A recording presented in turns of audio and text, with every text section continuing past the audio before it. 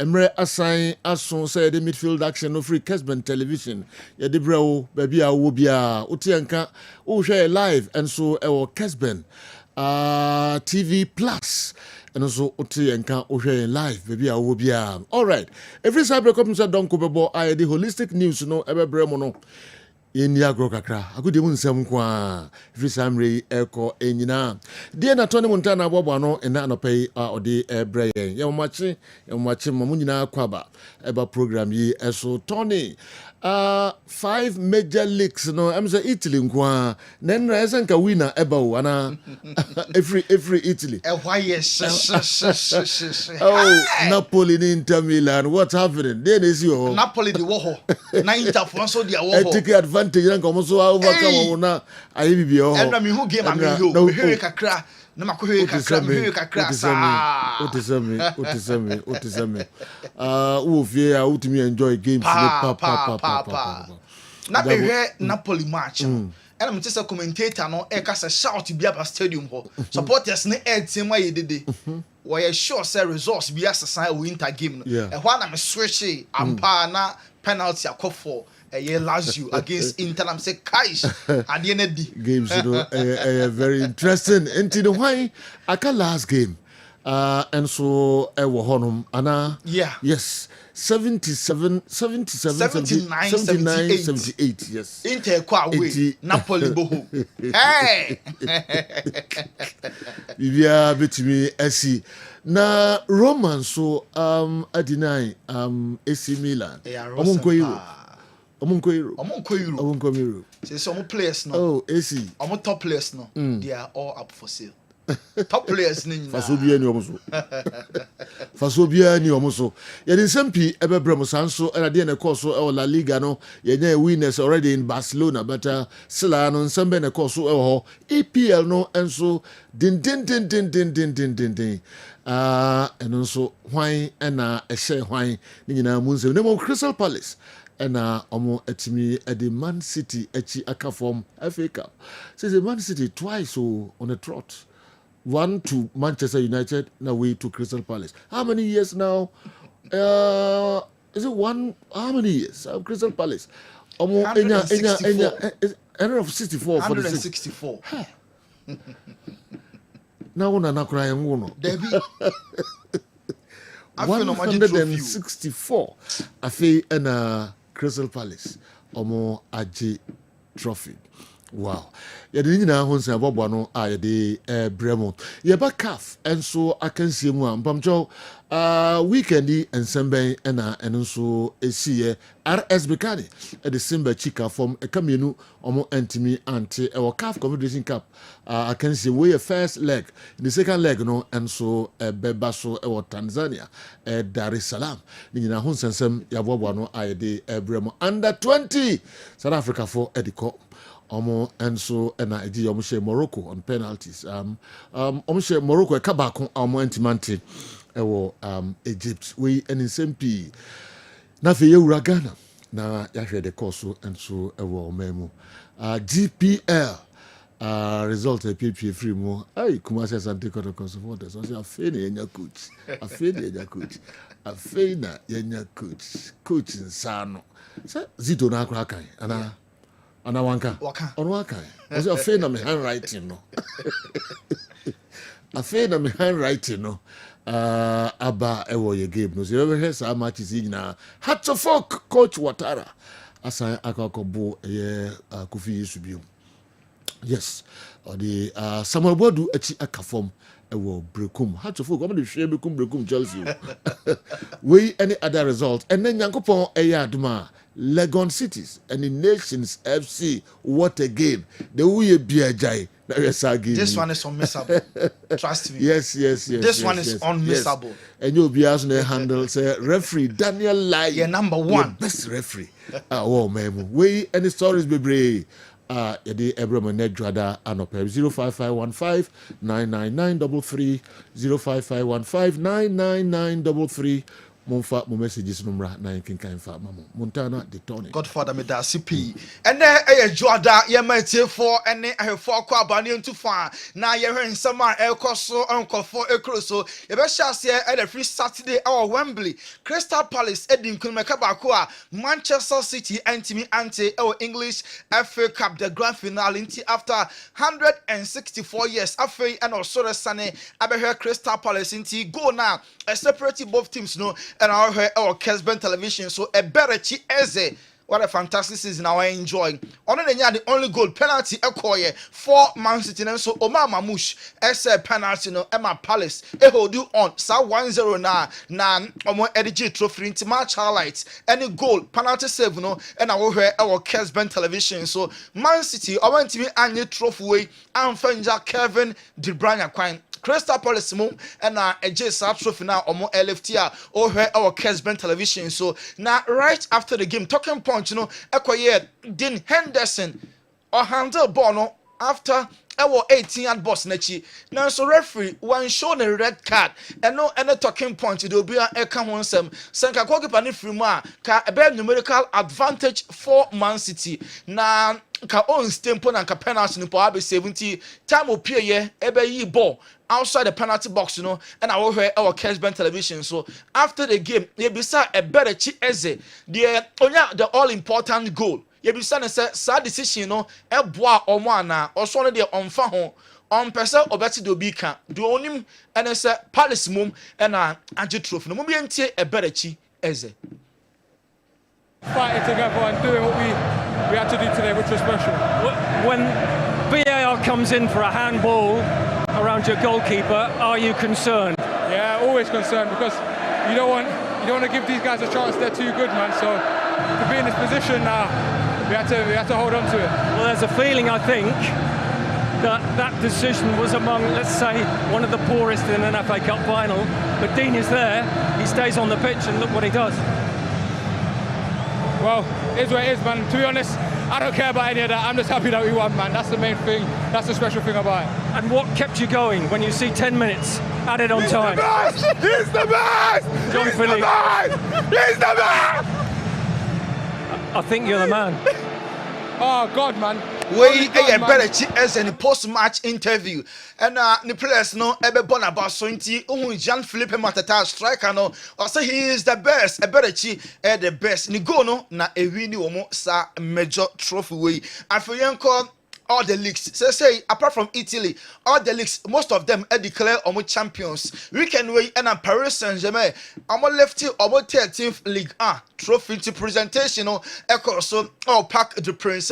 PSG players no omo LFT omo league title no na we our Kessben television so we a captain Marquinhos no ana AJ no gold medal every Nasser El Khelaïfi president Emma PSG and then ye page trophy ni ma na pe ono so GA na odi call ni teammates no ma omo equal celebrating trophy number 13 and omo age e League 1 omo final game against Inter no omo hwe so omo be Gina feel omo age treble na season no abeye a successful one at the Ama Paris Saint-Germain. Now, and I'm say na omoji League 1 trophy weekend way PSG omo ye nyuma paw frère artiste ahodo or France omo celebration no na enye is mo mienko na ye hwe PSG anyom to form de omo buy and how omo celebrate this trophy way.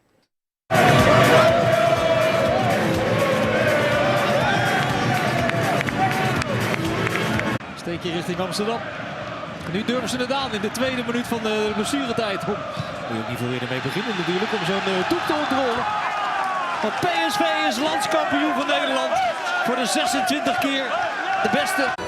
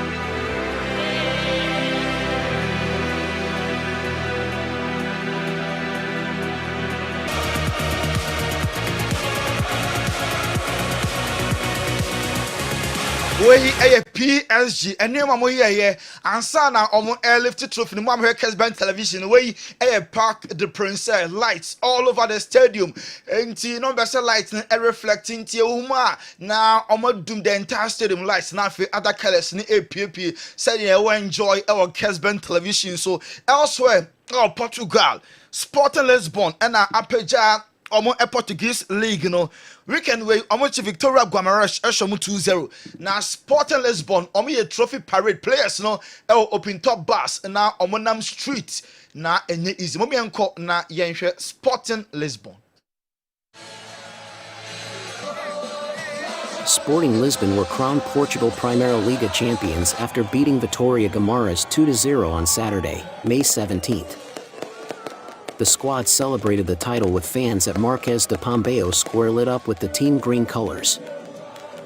Sporting finished top of the standings on 82 points. Sporting Lisbon and omo celebrate omo victory parade no and our Kessben television so inti omo elite title omo Gena players no dey see open top bars mo omo ne fans no celebrate all over Portugal na ho enso the year papa nya honko a and I celebrate omo champions ye call Dutch era division so PSV and Oven omo so ya dear power from behind. Hey, at a point in po na Ayas beat omo 9 club points aka 6 games ama season abana wie and omo betia e dey 1 point e dey beat Ayas enti enoda na omo so ye krane omo as era division Netherlands omo league champions enti mo Kessben television wey PSV omo celebration our Kessben television so na omo supporters no enra omo anda dedenku omo mienko na ye hwe PSV omo fans no.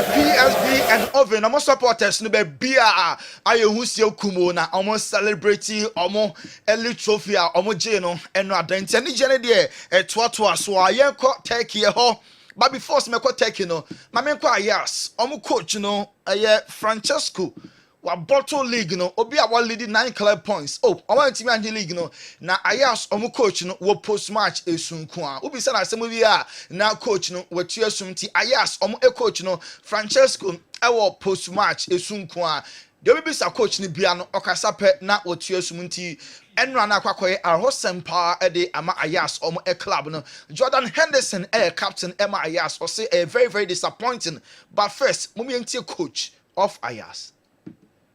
The feeling and the connection that I have with this group of people. Let's start first of all to congratulate with PSV. They definitely deserve to be where they are. We tried our best to compete till the last moment, and I think we really gave everything that was. We a PSG. And PSV mo for era division no na ya coach no eba mabaso a ono enso eti ni sie ko Turkey e ho na Galatasaray last week am dey Turkish cup no eno anso omo age Turkish omo Super League no enti Galafo no omo last game omo boy no penalty e bai mo German goalkeeper Fernando Muslera say ombebo na omo share 3 enti penalty e beto ho na goalkeeper no dey to net right after the game Galafo no ana celebrate e park no so na Victor Osimhen there obi e bona baso anopane be show video time o say go na PS somebody ne baba no call ho say onya announcement say ne papa e na ahye go ntine baba no e kan Victor na supporters no age so Osimhen mo bi entie Victor Osimhen ne ba no ye wi a ye be show akoda no e dey aso so.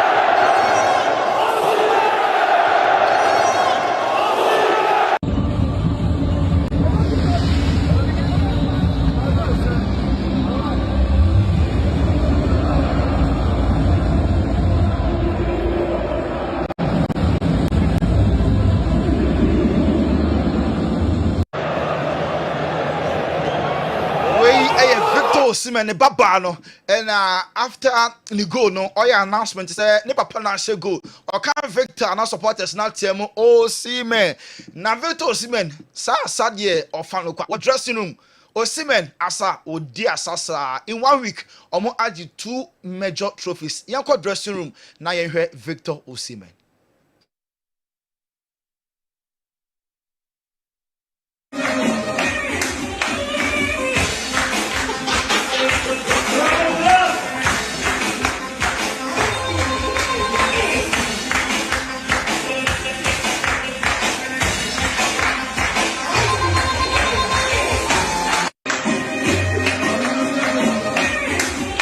Teki hwaye Osimhen de ye pa. Na Osimhen so onya chede ahodo mame bi ase onwena bodiaba e de be che Victor Osimhen into gift na ohwe our Kessben television. So na Osimhen omo ultras no Galatasaray ultras no omo aye big banner at the bar stadium ho na omo the message editor to say Osimhen stay with us. Osimhen stay with us. Not because you have to, but because you want to. We ultras no, Galatasaray ultras no. Omo message omo enso edi ebaye wabra. So Osimhen enso stay was stadium honoma. Ohe our Kessben television. So na yento so enko other stories. Yenko Italy. Ehodi yenyan hu yen champion no. Aka only 1 game. Na Serie A no abanewie get match highlights. And ohe our Kessben television. So Inter Milan. Omo etro omo 2-1 goal lead no omo thrown away Emma omo ene Lazio ekote match no ekoye 2-2 Inter Eshe first Pedro Ebeteka Inter Eshe second Denzel Dumfries and also still penalty call for Lazio Emma Pedro former Chelsea former Barca player no kujina ho a wanyam fum so bia saa time na Napoli so ball goalless inti wey Inter omo ene Lazio match no Napoli Antonio Conte so ente ne ho ase na all come sa red card so ekoye for coach no inti mam Kessben television Napoli match no and I will hear our Kessben television so inti Inter Milan omo only destination omo nsem Champions League no so omo she PSG dia omo na age nanso league no omo destiny enkita omo win na Napoli win a Napoli mom na League title be Italian league table no only 1 point and I separated the top 2 Napoli edikan Inter Milan omo mom na eda second honti time aye pon ye Inter match na Napoli for net say honso apai no na omo come fans no ha omo enso eko celebrate ye na Luis 0 Delima Ronaldo no free Brazil no o say hopefully Inter ebetimi age UEFA Champions League no edi esi omo na so elsewhere ewa Milan ho AC Milan omo nso ankoye krawo omo eluso 3-1 eno ada Roma etrashe omo by 3-1 enti no European competition for AC Milan enti omo top players no most of them club no ton omo Tijani Reinders, Rafael Leao, Theo Hernandez, Christian Pulisic, Santiago Jimenez, Oba Enche,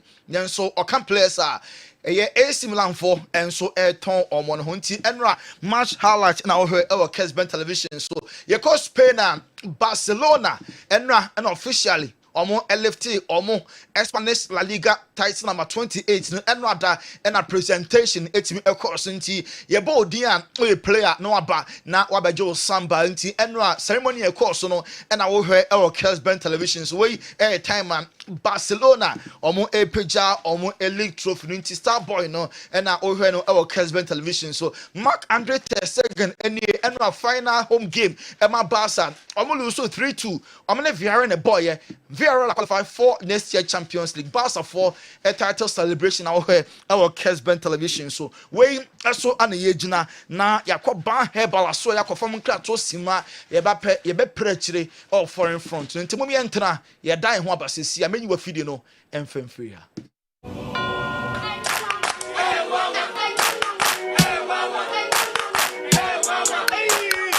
Krachi unemu bua unkohwe Dr. Ban wo ye den wa ha Unye no mpemu ya de no wanko Dr. Ban jinse be Laka onu pede ni do do huda do mpemu be wagodo mpemu Hey, bye bye. This is good. What? Good afternoon, sir. Afternoon. This is my father. We come from Nigeria, and he has issue with the leg. The leg broke? We don't know. No, it broke. Ow! Me, I'm a specialist about bones. I will deliver you now. Then you go to Nigeria back.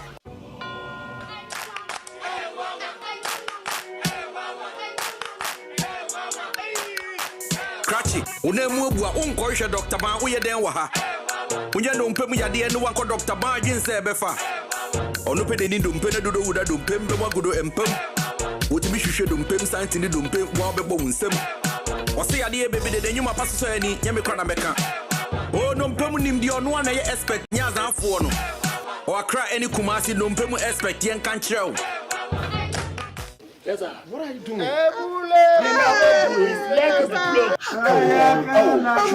Specializing when it comes to bone issues.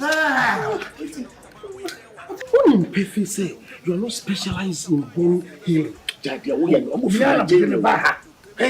you know that man called Dr. Bango. Look, you know, say Dr. Ban is the best when it comes to bone issues. Well, Doctor who? Please, you came to look for Dr. Ban, isn't it? This is not the right place. Well, he brought us here. Listen to me. I am taking you to Dr. Ban.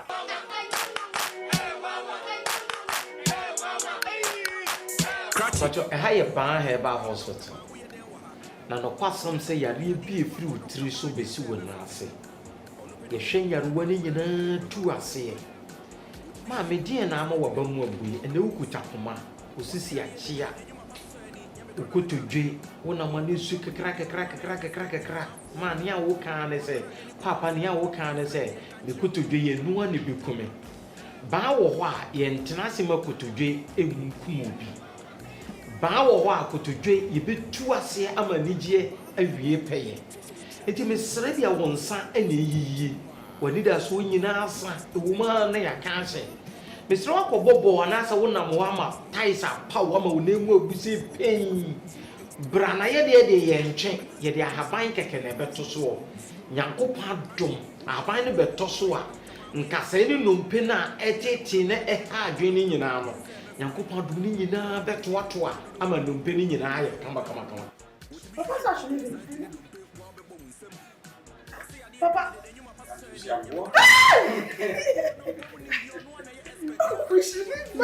is working. Let me hold you here. No, don't hold it. Papa is working. Herbal Hospital. Specialists in every kind of bone disease.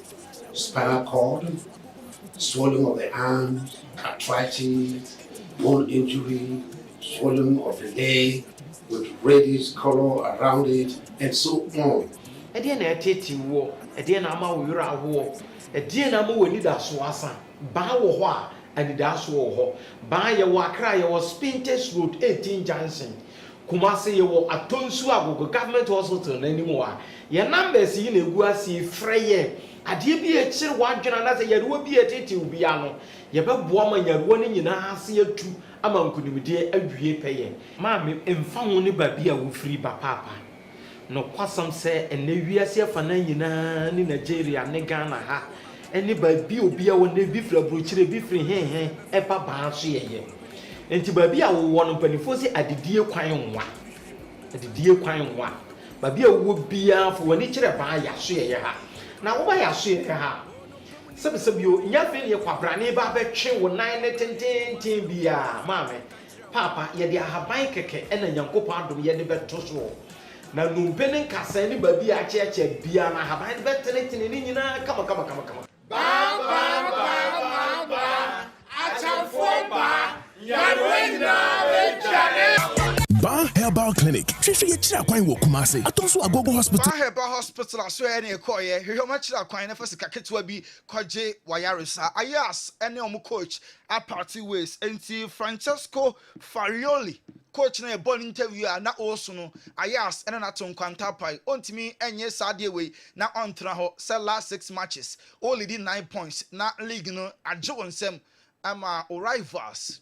PSV ababeje ya ama club no ene no so aton kwanta enso apai na ye bewura mu ewo Real Madrid aso ye Elder Militao enkra ba and say FIFA Club World Cup ne bedru ho no na ne ho atono onya cruciate ligament majority of the season Elder Militao wentimi ama Los Blancos ne mu se de ne ho eya enche kra no obe start no training with the club FIFA Club World Cup eba so next month no betimi asia kan e de ama Los Blancos. Jude Bellingham na Eda Carlo Ancelotti ase onum say enu Jude onya yellow card enti Carlo Ancelotti the last game for Madrid no Jude ontimi emobi because oye suspended enu na oye messenger or the Eda Carlo ene or Madridistas so or that omo ase Arsenal enra omo families players now for eba stadium wabra omo last home game of the season enra Arsenal share 1-0 na players no omo any omo busuafo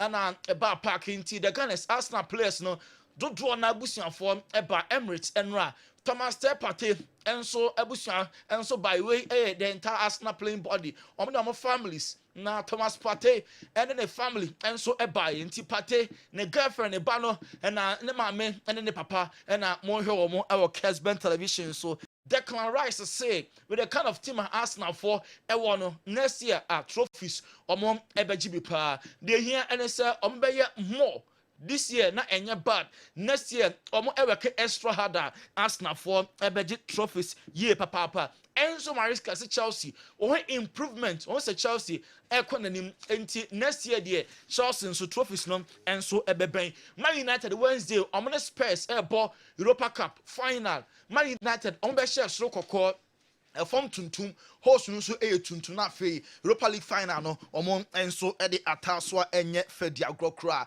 Ruben Amorim nhwemu kire say no matter the results ebeba coach no ebe stay Man United say olusu Europa League final numpa Man United for ebe keep no Liverpool Melos Kekisa obo Emma Bournemouth oye left-footed left back ne modern eso nipa ama Liverpool for pen and ana ye say Jeremy Frimpong official Liverpool for ebe announce said oyomo enso a player enra and Angel Correa say goodbye to Atletico Madrid enra na kwakoye esunkoa e wa Atletico for omo enso aso de twa to Everton enti Angel Correa de eni Atletico a player no and the club no aton kwanta pai Everton o man say goodbye to Goodison Park na enra no mo ball mo last game e Goodison Park o mo e she 2-0 timer na players no ma for e ba ye e be ball o mo last game e was stadium ho no and I wo hear our Kessben television ho say o mo e the stadium no ama o mo ma team no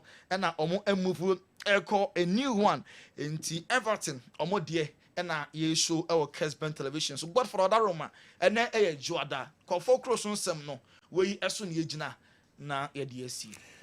Okay, Montana de Tony, you see young fancy how or see young fancy enti all right on a month for bedasi papa we are there Fabiano MC no mo hwe ni mu na ensa aka enti the akano biemu no ye foreign stories no emu kakra enchekra bidafo ba betrase na fi ya baba emu kakra enso de amamu 055159993 055159993 mumfa mo messages no emra na me say weekend activities in the dos ye papa Europe na fi Africa dos ye pa na fi Ghana dia hin na pese ode adwenkyere efa ho ebreyen.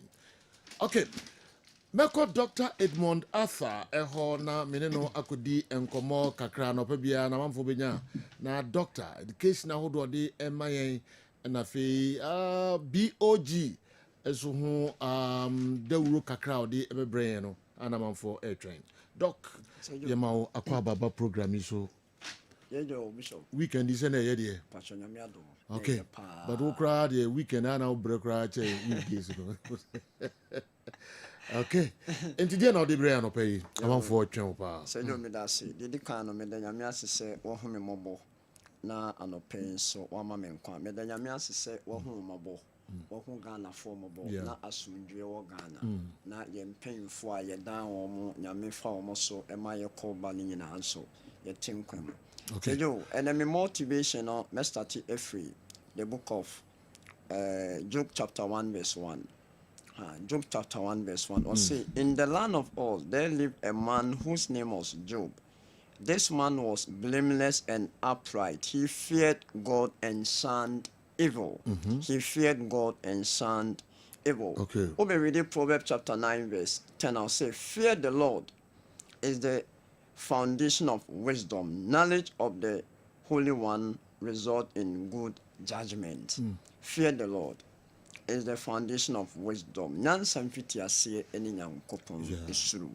Na ene me topic me pese yedi ho nkomo no ahobrase mu has to do with men's health. Emema apomuden. Apomuden one of the idea say what the two efom a ebusua no entimi enkonenim. Yenkofa ebusuamra yenkofa omanemra yenkofa efie nemra ni nyina no eye bema ntimpemfo to ebu baby say etuo to a etwene bema ebu. Okay, kind the book of Genesis chapter 1 now over verse 26 7 28 now Bible train say Nyankopon bo onipa so ne subane ne seso oba ne berima. Until over the church of Pentecost I say men also the image and glory of God. Nyankopon suban ene ne nimonyam. The pese kan nyina ne se efie ne be ya na ejina berima so. Eno nto ye berima na uni apomuden a emafie ne to ba ha efie ne ye basa. Eno nteno uye berima na anopei utie mu ye oba na utie mi a Mesho pass and church kakria me betri, Miss your fat na emboye. Then came June 3rd week ma ne celebrate your father mom fata on kwan momo. Ne momo and some aye can no ebe kan bia. Ebe body de kan so we be ma. E was so ye no kwafo ema busuano. Ebusuano here is about wife, is about ma. Ha, be me bia wonya no kwafo a unsuru nyankopon no. Enema bebre enya kwan eba ho. Eba sa in fact, reputation no ebafom spiritually and physically. Into your bema no warrior to now ye ho. Send your tibia no mananya fe ewo weni so na ye ne kama. We ye bema sebi and nema be bree a koni peduano no ese ni peduano. Baby to say ensa in ye di nankasa no say yo ewo ensa ewo mo. Obefa baby to say emronu ane ayedi ene amo ne nkroma common okrokrampo na ewo ensam alcohol eno ntino ofa alcohol but modern say the right percentage also ofa no sebi obefa mean defining right percentage because esno bia ne system meyem mpo dia anka wujaya anka beboa because akọ intake bebre esi ni peduan wo ye berima ewo so wudi no kware die no here ne akire say on create issues emma one wa foforo entemu ha bema bia wono mu a oda adwuma bia no a in fact na enema basa obonso olusu trust bebre na esere adwene wo ye berima e wo so wodidi Uma waduane a udi no eye wadru eno nto no wo ye berima na utie me na odwonso ntentem wo ye berima wo utie me I mean unyinya whispering any a lot of abnormalities ewo odin pedwe ni mu a mempro hun eno madru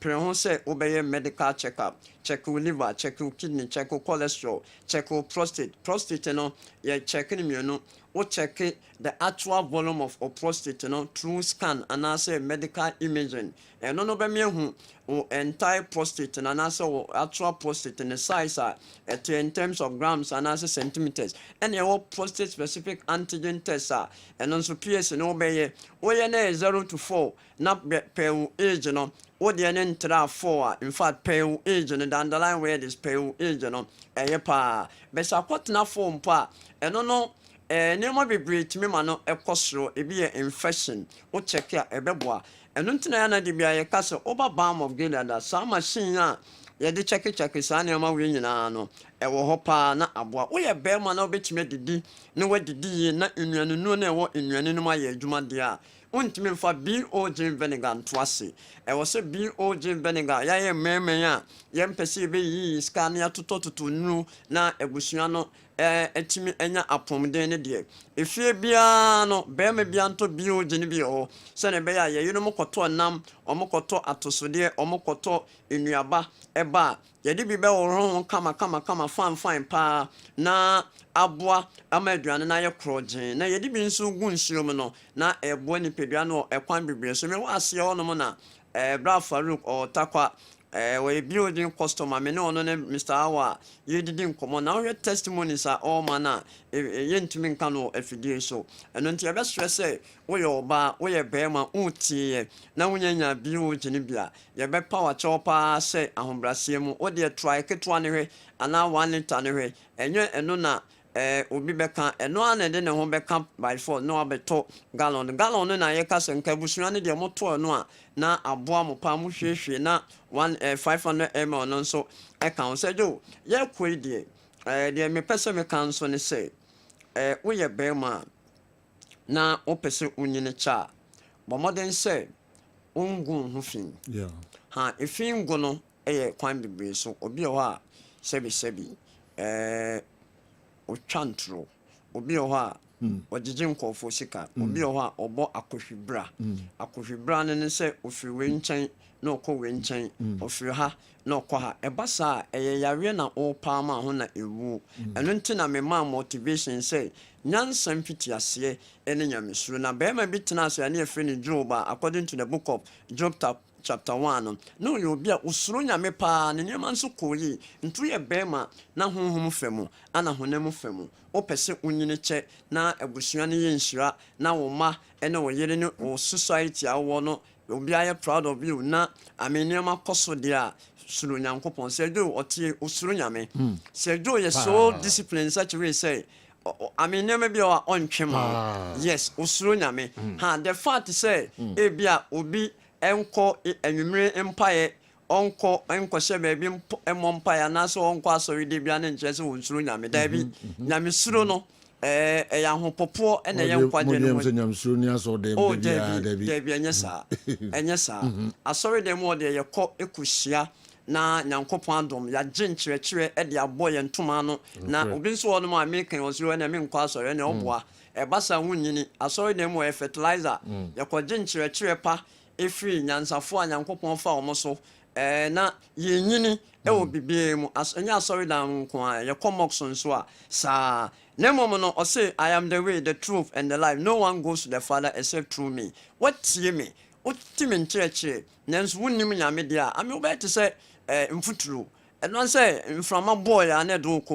ɛno ntino fa homa nyame na ho anto na Bible sɛ ho anto a ne fiwa we nya Bible ne kan ye nkofo nsɛm aye omo kan ɛno nti ye bɛhwɛ pa sɛ jo wo ye bema didi mema bibrin didi ha ye didi kura ɛno amene me wife kotena baby na ne ewe ye di salad ne we sa big hotel kese pa o Kumasi no say bi o chino mo yisu and I was so happy me manager no e din comment say hotels akese e to bi o chin e yisu na ifie mu ye nto de a I mean e say e bibia ho and ntina so bia ba sla house wa anasa sla towers Accra na wonya bi o de any of the sizes other so small one no 40 cedis and 75 cedis there no anasa gallon no na one yisu ofie so yare nso fruity ebesu nase na ope baby a wobenya apomden dia no krepa ne say balm of Gilead o Accra your West Legon penyambo ayawada ana Saturday me wo Accra Friday nyame boa me patcho takwade for this Friday the main disappointment me wo straightforward pa say mo benyame de bia anso ye adwuma wo bia from Monday to Saturday say me ne ho mpa ahonbasemu medical team ni nyina anso ewo ho eno nti ekwe de sejo ne ye kire omo se omo mra sida house wa na omo mefa biro gene bi na afren so asidata mo frɛ ne a ye hospitals na hodo ne bi o ana mo frɛ ya ba bia wo bia organa hanso mo nsa bitimi akami o yare na what treat yare ne na enkwa me pacho me njimi hundi but me jinde nyame ye edi ha ana me team a me ne omo ye adwuma se in fact mo ba nyame be fire so aboapa numbers ne 0240 51 21 71 and I say 0539 86 38 and I say 0240 51 21 71 say jo sa 71 number na me phone we okay obi na nyame adom hu me mobo no de che me say yo before we dey kita me ane me nya ya hwe ni na chen laptop kwa ayo fa omofra we ya besisi e wofra e be direct akọ secretary ne ho entina ya me ka say o dey send me text message and on WhatsApp e ba me am respond ya o ntimi send message no eno so be dey eno no sa no o dey frɛ to aso because numbers no on say e bobo me no a obi frɛ ba ko different one no frɛ ntia dey a miss calls no eba respond ba obi nso a won frɛ ne ba ko say you won fa so no bia o be o frɛ no so na me o ba bi o enso mo be complain sa ntia sure but omo me use other lines no other lines no other lines ni na other lines no ba ko kwa tablet we kita me o enti bi o am respond pa so mo complain enti yan san fa we kan 0539 86 38 but our friend number see ni the screen so a emu bia ye be jo so na de title no ye to asema obi aba me ho 5 seconds and about 10 seconds check ade nan say oba how last week or so obeka nkruma assembly nkruma amane ko viral among for twitwa ho no nkwa de beto ho se wo confusing go for na nipa ba ko say nkruma yanwe no whole yanwe ne muya ne nyina at the same time we see you nti emu de yan na yemfa as a confusing nipa be pacho sa in mame pacho me that and say o me confused ana na because of time in internet ne man bi ho on say me ba me say nkruma very good for blood pressure nkruma is good for sugar nkruma is good for cholesterol because of pectin in woman because of eugenol in woman because of mucilage in woman before it to be extracted no e be twe no the raw state no o de nsu go ho a fiber na we on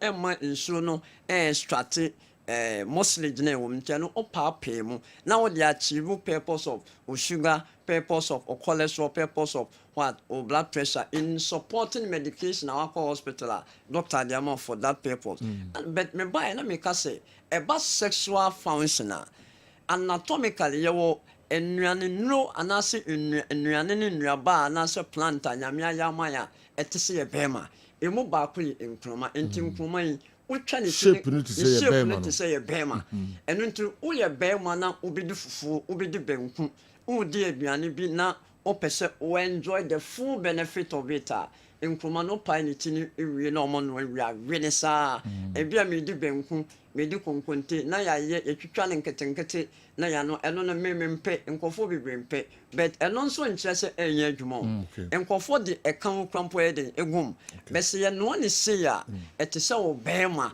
enti ebe ye adwuma tese wo bema no nkyere se de fa aprem no enye adwuma be na me pese me kyere se nkroma tese wo bema enti wo ye bema na wo di nkroma ya ye ntwitwe mu na wo wia ebe ma wo bema mu identity de we no mu ye de no sejo ye fasi doctor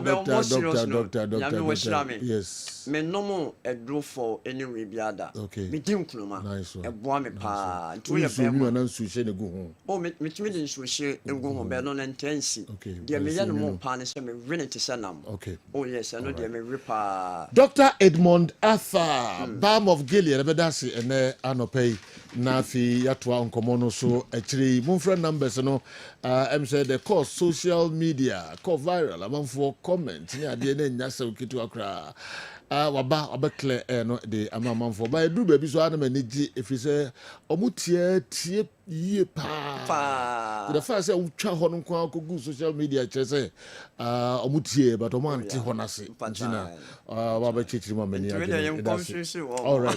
right Dr. Edmond Arthur Balm of Gilead and ayati nkana abijafo wabetrase na fei ya hwe stories no emu enso kakra then also the eba. All right, I'm Kwame from Suntreso Government Hospital. I know today is not a Friday, but please, I want to know the prize money for winning the GPL and the MTNFA Cup. Actually, I'm Kwame Kia and Mama na prize money no, but unim Andy Akwaba. Unim prize money no. Uber China besresira masa me nipa ni abreu we ka tro me yati. Me abre papa na masora no pa be. Okay. Ye ball music assembly ze unim ze papa ati mi tiwa. Okay, na me so omunya adwuma bi kura ma me prize money da EPL no so da Serie A, La Liga, French Ligue 1 ne de keka ho ni nyina no. Bundesliga ne ade nyana momfa ema me uni FA Cup ne ade asan na unya win Champions League Europe win ade yemra CAF na o se nga me keka ba nyina nso be ka ho me ka ho imunwa bebre sa Ghana Premier League and I say what they call La Liga na TV right cuz yenye mfanto ho na edu free ho na fe yaba CAF Champions League, CAF Confederation Cup and sana yaba various federations no enso so dimi ye ni say yenye mfrase enko na enfango wie Europe. Okay, what time when they are to patent CAF Champions League who qualified from group stage requires $700,000. $700,000 so now $700,000 yeah born Division 1 your man 80,000 a year 80,000 your man 30,000 your bully green we are near 50,000 okay and yenye na infant free federations no so and also crown ya Africa mamon contra Africa oh yeah Africa Africa no cry can be adwan ka yenyim rofo nim free yenyi North Africa no for no ni yenyi PSL in free and some free okay Nanka Ethiopia yeah ebi Congo kaka yeah Tanzania yeah see Tanzania go omo ye free enjen o ha form ka on patch form ko we say omo ye free enjen omo ko we be Simba no ba bi ada bi omo na bia say Simba CAF Confederation Cup final omo go 2-0 all right there but omo through final from Tanzania. Yes. You go final 2004, 2005 and one. How many years now? 21 years ago. Yeah. Until what they also say. Ma omo ntwe mu. Ma omo ntwe mu. Me ka se ma ye ma omo ntwe mu. As a gab no ya so ya say clubs or Ghana omo kwa akobo Champions League na omo yem sisi obo. Say e hold omo nko ba bia. Na nko mbenya nka Confederation. Unimza se dru baby kotokofo kra ka se Champions League Africa no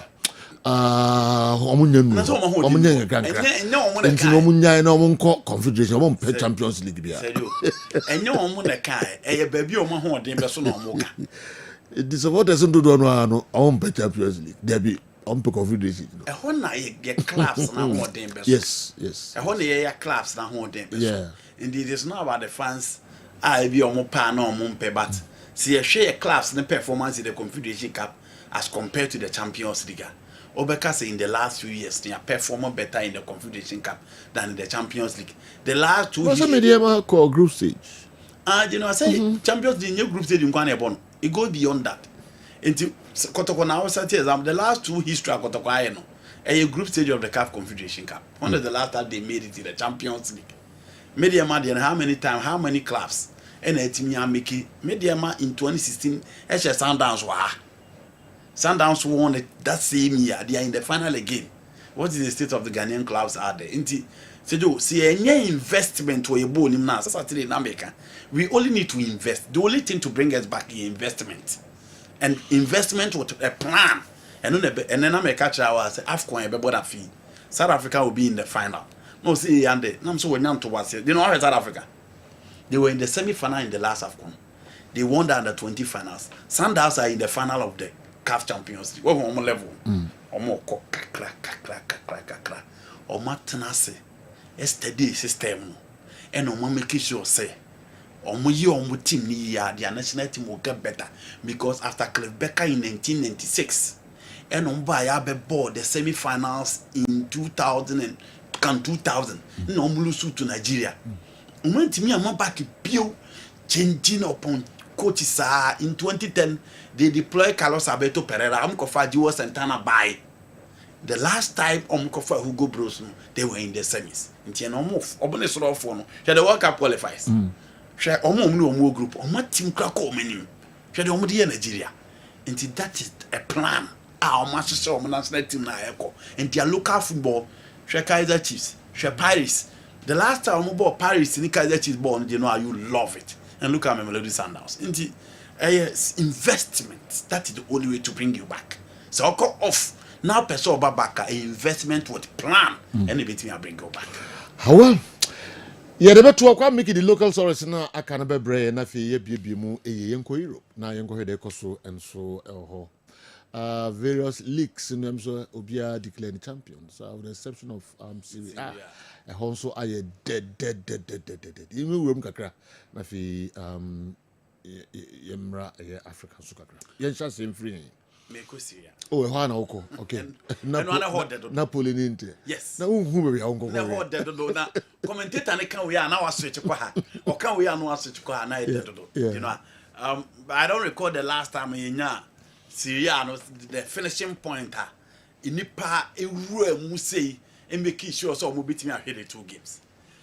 Game of course where Enio Tadali was the game again between Napoli and Parma. And it was a game and I would say baby Napoli wono any performance or more than any league no more that first no and then we have very difficult grounds but them you saw beating IBB. Now what we that time share game ni bi no goalkeeper a friend is Zion Suzuki adwuma oboni pole na ne ono nko a Alex Meret on the other side and so boy adwuma na o hwe Andre Zambo Aguiza ball or ball ndra Scott McTominay free kick na Zion Suzuki eyi ball na di no anu ohye Napoli pale pressure na Kante tisi o machi na goalkeeper e fan Alex Meret Bailey omu na Raspadori Politano Romelu Lukaku so pushi so mu betimi anya goal still ani mo e dey amoma na di no a omu ntimi nya goal no all at the same time no na eye team a ye fan International Milan enso ne Lazio di asese so e wo GCP Mayeza di no a enema ekosu gidigidi enso e wo honom a na obi e try say obetimi anya very good point to make sure so obesita niamem and clearly so wo hwe Napoli game say the next ko na ba be hwe Inter team na say do Inter Bisek Pedro and there were VR incidents on the field of play. Now my game is so crucial. And you are here referee Daniele Chifi and Tempa no attorney boys no going to be a no about and you know it was a game and now soon in our left and on the right. No bien in Salazio at the GCP Mieza on one team now or dim mo game not to say there and can be all more bono because Inter episode league no and a difficult game for Napoli elsewhere no now say Inter etimi eye bibi man ye betimi ekoye but you know Bisek enya go no e de ma moment e no na wo TV so look at the control na hwe ba bia obo no etimi etumu e ma ball no e bae but so hwe team a ye friend no eye Lazio said you o man relax kra Pedro at this level still I make sure say obetimi am make sure say obesave situation no and I do know on a bullet day or no etimi save situation and getting the first goal for them omutimi ball no share again Donzel them fails to be near second no for International Milan still I know enough say you hear bobo na ni hu so omo yi ball no dia abo abrante e fe no basic ensa na minim said that be referee no nya de so obeje penalty because say you man hu ne say ne body na ekese but hey referee no consult to VR no and at that time Nana police game no said yo omu wie enti no bia nim say wo hwe ball a Inter ball dia nka omo ko we a second goal from them frails etimi eba edem a International Milan but penalty no say bibia said yo Emma Pedro Rodriguez Ladisma ball no etimi eto atenema goalkeeper yon so mentimi ade penalty no na o TV ne so no any yeah o de referee Daniele Chifi consult to VR no or buy no say there be penalty and Pedro at that level you need that experience and Pedro try that class and experience or in the world game and no timi nya Inter ye diomu baby and that is Marco Anatomy said yo we your ball will be expect so be shabo no Anatomy tentimi and shabo we your ball and that was the last chance for International Milan but Anatomy entimi and shesa ball no referee no ball with this was an offside goal and said yo Inter ye diomu be ye bia and your double change the Zelensky move in the final minute still antimi and work for team my friend Inter Milan and after the game and who played in so did that park and Anatovic chance to win one team and fan there was no Lautaro Martinez their main man to lead the line was absent because of his injury and omu hope so be stay fit for the UEFA Champions League final into one team and chance and team and Siaka and general the ekeka ko die Inter bebo against Como and then Napoli bebo against Cagliari at the Diego Armando Maradona Stadium. Antonio Conte is a league expert. On your red card, so he will not be around. But you know, the kick with you. Everything. Sabol way. Senior VR. Referee no very close. It on to me and yes or without the assistance of VAR. Yes. Okay. And a referee bia so what referees na mo hwe no. Ujina on a VR anywhere. Boy we be body. Do you know what I mean? Referee. This is the position of the referee. Okay. Men so be here about. Me man. Musa me nhwe. Ah, mo me enko ba bia na referee ni gina. Referee gina. The position of the referee. You know, was it so close? But baby odina di no hu no bia block on. Baby odina di yes. Baby odina di yes. Baby odina di yeah. Because ono na edina ho. So we the position of referee Daniel Shifia. Baby odina e die. Untimi nkoka na baby aso wan ho. E o mu se ball ne ball bi sick right side. And the left side. And so no bi so be kan because na nipa mienu na edina ho. Intina me trim you say. Between the ball and the referee. Yes. Okay? Yes. Be referee no referee Daniel Chifi when he positioning there was a Lazio player at the middle of the two. Eti ball no I'm on the left side and on the right side but say we be odina is still like okay baby odina idea e also eti on man nko yeah hey he was so close said you me hu ye no me so me ka say penalty enti na me hear the interpretation because me find say Nsa no ntimi nya na hwe but so hwe the nsa na wakwa mu na it make the body bigger natural position yeah man the body need bigger that's it man the body need bigger initially no na me initially na me madwe me say with the natural position it enya penalty but the chiri am say hwe bi na mu so he made the body bigger because why you say it so also was moving nsa no it na oni option bia e o mu say the interpretation obi so the beba na say na se bo na eba nsa no ntimi nya na hwere but the moment I make your body no bigger na there and you know and this is a top game the top Syria game and share the referee from Kofan so it was a penalty and for me it was a good caller interfering at the opportunity said you inter omo team omo ta disappointed by the baby I am in time omni they had the opportunity and another bit ntimi amamanya in the team my friend Antonio Conte or G League na dira hwe squad out there G League no ya de papa or ya de papa go we team players almost starting players about the bench now share Scott McTominay, Billy Gilmore, Andre Zambu Aguiza, Politano, Raspadori, Romelu Lukaku, Sergio Di Lorenzo, Matias Oliveira, Ramani, Sergio Kuntayadie. Was it? Simeone Bano. Okay. Yes. Etijena Kuntayadie. That is it for the Serie A. Last two games na Canada. I think it's a foregone conclusion for Napoli. Unless a magic beat missing and they say they are going to be tough. Simeone Inzaghi. Yeah. No, Napoli squad now bono. Said Giovanni Simeone. Okay. Diego Simeone coach. Neba. Eka part of way team no Napoli team no. Okay. As a boy and as a confusing me I don't know. Simeone. All right. Monfa you don't to our Mohammed Suna. I'm so me nyama na kwa baba aso.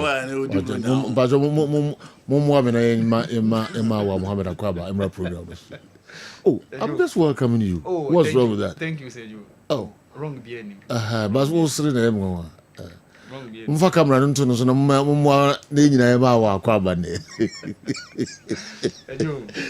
Oh, appear good. Yes. I love it. Pages by popular request. Come soon to me, so. And I'll try to with myself. Okay, you trust. Okay. You know. And some BCC na omo mu twalo to no si you know senka ye twa bi anka e be ka se we di ato. Kala.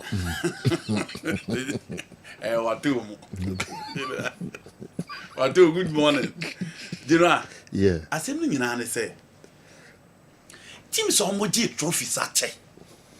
It is their turn now. Hurricane finally had the trophy. Upon all his illustrious career as an individual, wa bresa untimi nye trophy Hurricane akwa trophy me bae na omo bisa Man City asem na am Manchester City fan bia o so omo kotwa fi bia san ntoma no na dinu a afi we di City fan bia timi twa san ntoma ni afi bia san na afi we di san e wo Crystal Palace abo FA Cup final 2 it was against the rest side of Manchester Man United and in 2016 and lose the last one to Manchester United before the game Pep Guardiola koka say Tima your friend Crystal Palace were fantastic players na there be am kan wo wonya time I check Crystal Palace omo the Manchester City bobola obedia to me say omo ye team omo team City bo pa especially home grounds and say Joe game we course in the different where the path from Jean-Pierre Mateta Ismail Sarr Eberechi and look at the finishing from baby as a free buyer you know or be finishing that ball. Eze is one player I feel Manchester United need to go in for him because he comes in with different profile as compared to Bruno Fernandes. And also Mokofan. Now you know omo de ball ne too. Manchester City team no matter how a lot of people would that believe when they say obo betimi ameki amens.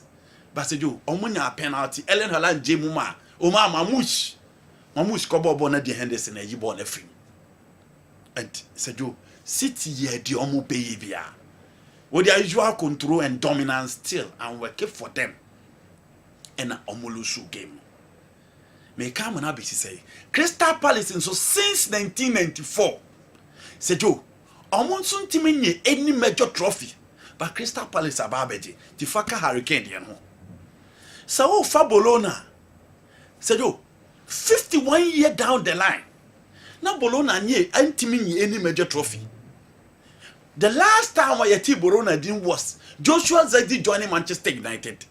And then Thiago Motta joining Juventus because of the performance I qualify to Europe. And then Bologna for 51 years. As AC Milan did the Coppa Italia. Inti to so sa. Omo muti bia chene general. Go ahead Eagle in the Eredivisie. For 91 years no omo nye trophy general. They finally won it.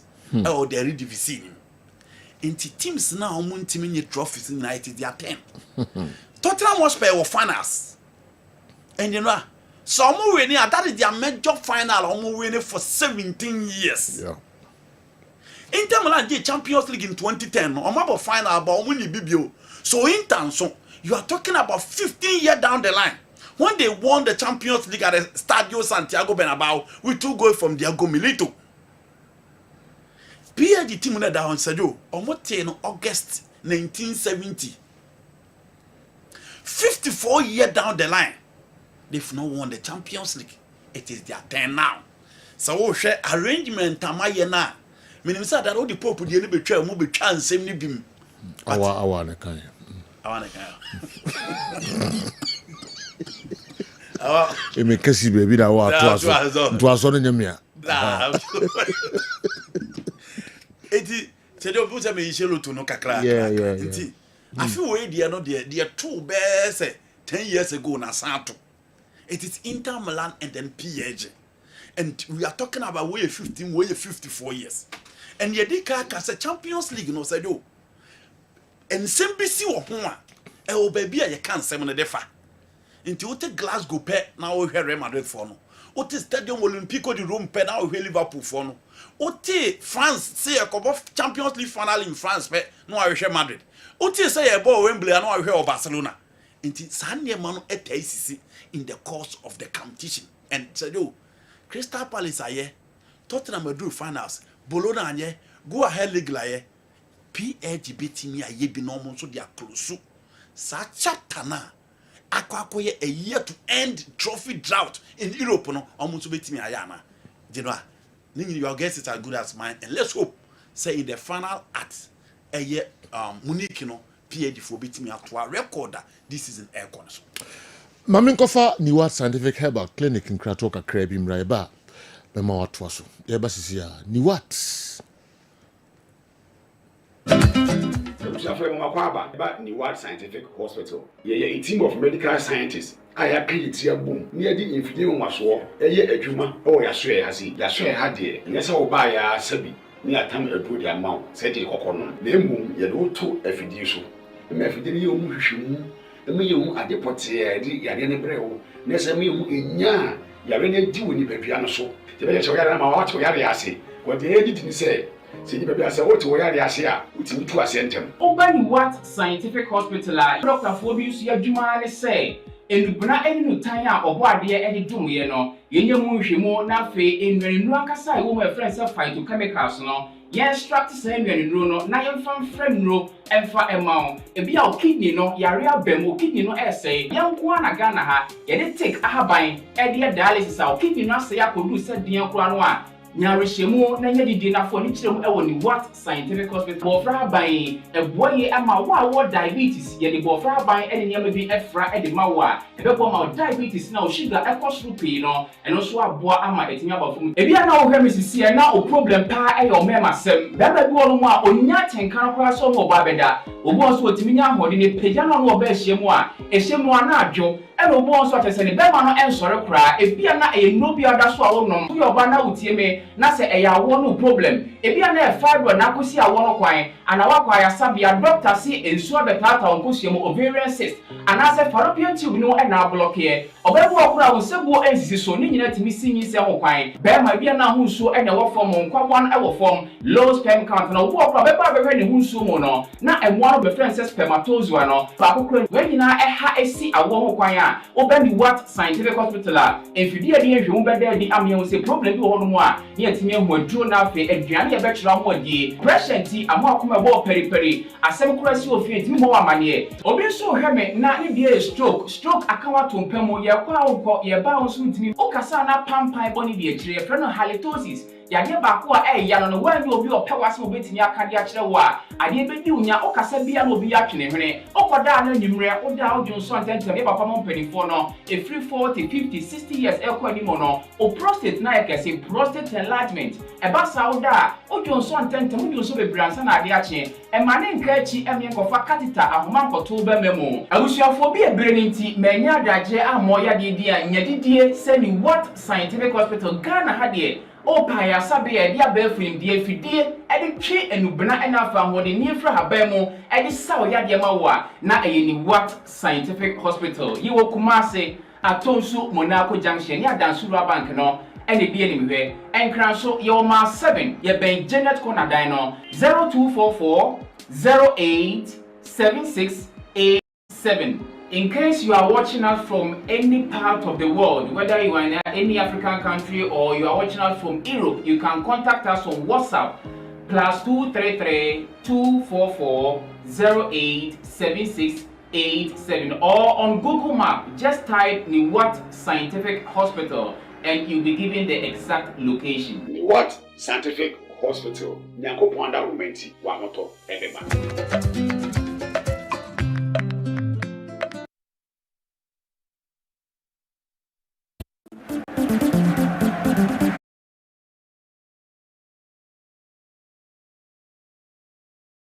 Yaba Africa and so Kessben Television, Kessben 93.3, 92.9 Accra, Nafi DSTV channel 364, Go TV channel no ya 121. Andy me pacho ye mewi emra no koye papa ye mra ne mewi ewo EPL no eso aye din MSS ya ka be 6 teams or so and on what 2 games, right? Ama Kenya ka obia one game. Liverpool e free ha 83 points. Arsenal and so 71 points. 3rd to 7th, a 1 point difference. And a separate Newcastle was 66 or 3rd position. Chelsea was 4th.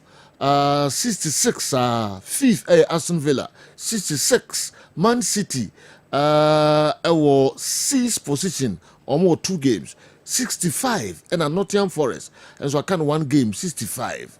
Okay. 1 point. One point. A point near. Yes, It's on win your last game. Newcastle lose to Emirates. Chelsea winning was Stamford Bridge. Manchester City be boy against Bournemouth. Yeah. Liverpool don't come baby. Arsenal so come. Arsenal you on free. It's Manchester City win on last 2 games now be third. City win on last 2 games now. Ombe against Bournemouth, no more against Fulham at the Craven Cottage. Yeah. Into omu win on 2 games now, you know omu points on be that third. Yes. Because omu points and I think they are 65 or 66. 65. 65. Yes. It is omu win on be 71. Yeah. Okay. So for team friend Newcastle United, on be home against Everton. Say Newcastle shall be 69. Chelsea against Nottingham Forest. You know, top liner. Ding. Eddie, Eddie, Papa. Yes. Because Nottingham Forest echo London echo share West Ham by 2 goals to 1. Yes. Inti said you almost Eddie, but almost be Europe Champions League in there. It's Chelsea against Nottingham Forest. The difficult game. Manchester City almost beating me up. Almost almost form the new good ambassador in the Premier League. No, why almost finishing point and at least Newcastle against Everton. Everton are playing so well, and look at how they close the chapter at the Goodison Park. So do yeah, per stadium near the Goodison Park 133 years. You see the man was on farm of Can my back be cry Hananka dinner? You find here half. So look at how the closed the chapter after scoring 2 goals. Jenny at the Goodison Park. Into only Newcastle at the St. James. Newcastle war chance. Chelsea, Genoa. Aston Villa and Manchester United were Old Trafford. Yes. The Villa who came there by United. And United, in some few days to the finals of the Europa Cup, I'm not expecting Manchester United to start their first 11. No, I'm first 11 Genoa. Almost starting. And that's say. Now, I'm for first 11 start. Intermediate Aston Villa, Newcastle United. I foresee them winning their last game. But said you, maybe what Chelsea said you. When they say a finals of a Champions League final at the moment, match about the season is the most important one. This is the most important. Now, a team matches. They had you. Some better data Williams, more better Sales, more better Nikola Milenkovic, more better Moreno, Ole Aina, more Juma, more better Danilo. Right, is a Chelsea against Man U. You're saying a true can be 2 teams. First half was 2 teams in the game. boy. Yeah. The second half, and I don't think the way. In the area scenario, say Chelsea lose, and Nottingham Forest lose. I'm fit to say a Champions League next season. You know, okay. Young fans Aston Villa winning. Newcastle are winning. It's just a team be and your team be Newcastle to win the last game. No, yes. It's your former United. I likely saw more Europa Cup into almost start your first 11. To Villa Villa will move to 69 points. Yes. Newcastle United and Everton at the St. James on be moved to 69. Now, Arsenal and Liverpool, Manchester City and share Bournemouth and Sancho Fulham, which is a possibility. Yeah. It is on 71 points. It is a quiescent at Chelsea and Timmy and Shah. Chelsea for Europa. Yes, Uncle Champions. Yes, Chelsea for Europa. It is a do. And so my schedule now about being in Nano. We and any fit. Yeah. It will miss more the conference league. That is another topic for discussion. But in the Premier League, a on one I'm game na baby do say. On any guys now na game na baby do say. And you know, if you want to play in the Champions League, almost say call grounds team you lose so fear. Into all the salvation now saying what you know. But you know, I think Chelsea will players are more character, so they have to prove that to anybody. Say and she team be as Nottingham Forest. What's up, my day? We say our character on better Nottingham Forest. Oh, you know, Chelsea more players on more character. At least more players on more character. More players at least almost able to the level. Nottingham Forest for an academy so move to that particular level. So can say do Enzo Fernandez. You know, these are guys at least top level football and onboard recognition. Moise Caicedo has been an exceptional midfielder in the Premier League this season. What else? Enzo Akwadjuma na oba na oye no. You know, she turning a regime here the man pass. Look at Marco Cuera. Into nyina the mental set. And it's all ready. So almost qualify because against United and said you second half no mu said there be. Born on mobile the first half, some person co Champions League, Sabon and what, and only lift to game. So let's hope say on lift to game. And that's idea Chelsea will not be part of the Champions League. Yes. So they see corner. All right. And now you draw that young canopy. It's on crankra. If you say a dozen year papa, you Europe na yeba Africa any yampotemuha and so our Mohammed Transi. Our Obama or headlines no kakra, okay? Na madame who about me ba na feel the details na brand. Saturday ni who first leg of the final in the CAF Confederations Cup. Na Simba akuluzu by 2-0 against two-time champions RSB can say you go by okay. And of course South African so I will need the under-20 championship. Okay. Yes. And on Wasa Sweepy Awards, best player, best goalkeeper. Okay. Na Yekwaba. Na ene Ghana for we share goals? Yes. Okay. Some couple of goals. All right. Mohamed Fuseni. Okay. And then Ibrahim Suleiman at Atalanta. Okay. Of course, Jerry Afriye. Some couple of goals. All Ubenya Edmond Beidu. And of course, and then Richmond Boachiadom. Okay. It's been good numbers. It's been good numbers this weekend. Okay. Into young comrade na yenhwe. Favor of Philly. Yes. Alatani. Yeah. Nigerian. What is it now? Okay. Yes, what born home day power athlete. Yes. Yakoba. Yes. All details no. Yeah. All right. Yakoba na fedi na enso bremi. Meko na mene Andy, I hope I said so. Obama. Oh, David. Okay. So okay, me try me haba. All right. Okay. All right. But we call them currency ventures and nin komo kakra. Me ba na fe dia kano ye de ababe toa muso. E obi ema mo pa na eye dwa da currency katranse eben atranse e de currency ventures omo endupa no ehun sem enso brain later na fe ye de dia kano atoa muso. It seems nobody is talking about Pep Guardiola playing Bernardo and KDB as his two pivots. Okay, intimi enkanina too bad. Manchester United will play the Europa League before the Aston Villa game. All right, there also the Ebre no Kenata Achimbegro the Omen Sakana no. Eben. Zahara Man Herbal capsules. Hindi Herbal capsules. Afe Zahara Herbal Mr. and a Zahara G Herbal capsules. Enti ena Eben Waha. Dena de Brianna pay. Sadio Medase ewo akonya kese a ode amami na mede encha pesie encha sonko Africa so ye ma ahwefo ene etiefo nyina. Sade daada me ba ha Eben ebe kai mo ye nupa e wodwa so a ye frɛ no Zahara Mr.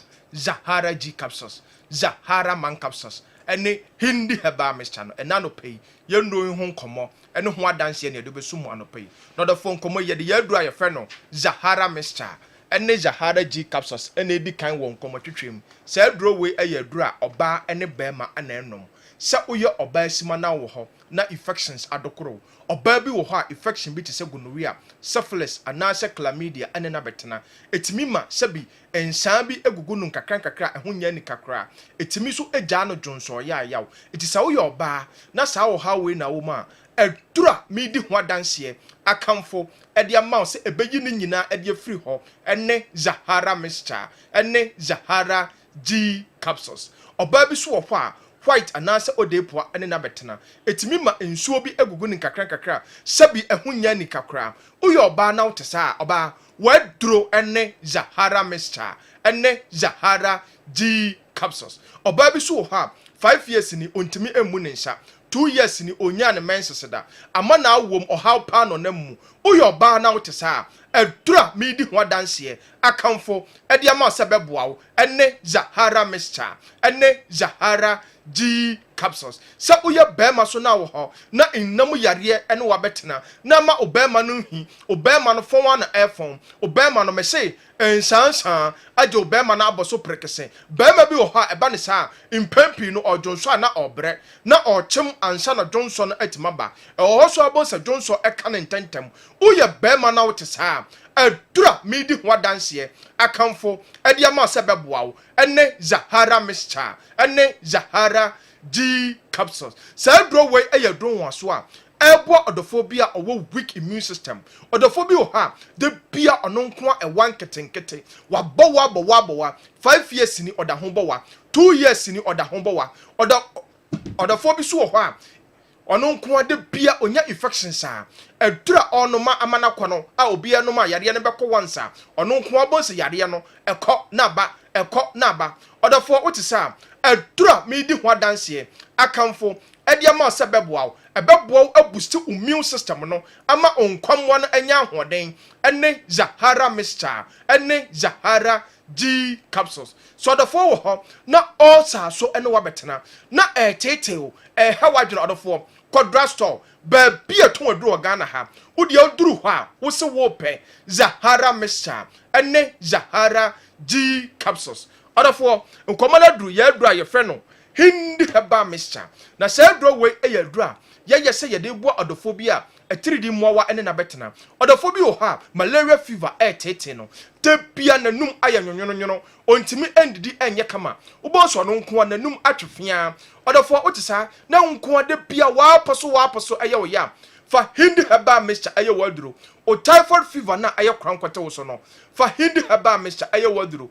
o sugar level na ɛtete wo no kɔ baabi a to waduro Ghana ha drugstore anaasɛ herbal shop wode aduru hɔ a wo se wopɛ Hindi Herbal mixture ɔdɔfoɔ bi wɔ hɔ adwuma ɔyɛ no ɛden ogyina ɛntenten ɛkyɛ ɔyɛ adwuma wɔ agya ho ɔdɔfoɔ Hindi Herbal mixture ɔdɔfoɔ mekamfo ɛde ama wo ɛno ne aduru a ɛbɛboa wo asiesie nipadua no ɔdɔfoɔ de bia meka mɛntena hɔ ɛmma yareɛ no ɛnyɛ kɛse ɛnka wo nhyɛ dɛm ɛmma wo nyɛ mmɔbɔ ansa no watu anamɔn apɛ Hindi Herbal mixture akyira kwan na ɛno ne aduru a ɛbɛboa wo ɔdɔfoɔ ekɔmɔ no aduru yɛaduru a yɛfrɛ no Zahara man capsules na sɛ aduro meduru so a bɛrima bi a wasɔ sɛ aduro wei asɔ pɛn ɛnim deɛ aduro etimi yɛ nti sɛ na woyɛ bɛrima na wotena hɔ na numere wokɔ fie na wobɛsa yɛ complaints deɛ na bɛrima ɛto gye wala sɛ woyɛ bɛrima paa na nnɛ wobɛtena hɔ abɔ adabrijo na wonko a da bia no ɛsɛ ma adwo na wode ma excuses a bɛrima me sɛ yɛ wara Zahara man capsules no yɛyɛ aduro no sɛ ɛbɛboa wo sɛ woyɛ bɛrima na wotie me na wode bɔ ani ne ato din 30 seconds ma na bɛrima waduro ɛne Zahara man capsules sɛ woyɛ bɛrima so na wɔ hɔ na sisi yaleɛ paa ɛne wɔbɛtena bɛrima kɔ baabi a to waduro bia wode aduru hɔ a wo se wopɛ Zahara man capsules sɛ woyɛ bɛrima so na ɔnkɔmmoa no ayɛ mmerɛ bɛrima kɔ baabi a to waduro bia woduru hɔ a wo se wopɛ Zahara man capsules ɛno ne aduru a bɛrima ɛbɛboa wo wonum aduro na astate ɛbɔ awura untim na aduro no astate ɛyɛ adwuma nti sɛ woyɛ bɛrima na wotie me na woayɛ mmerɛ wɔ mpɛm a Zahara man capsules no ɛno ne aduru a ɛbɛboa wo ɔdɔfoɔ deɛ number si ebia na wonti biribi ase anaasɛ biribi ɛkyerɛ w'adwene so 0246 34 83 34 0246 34 83 34 0248 56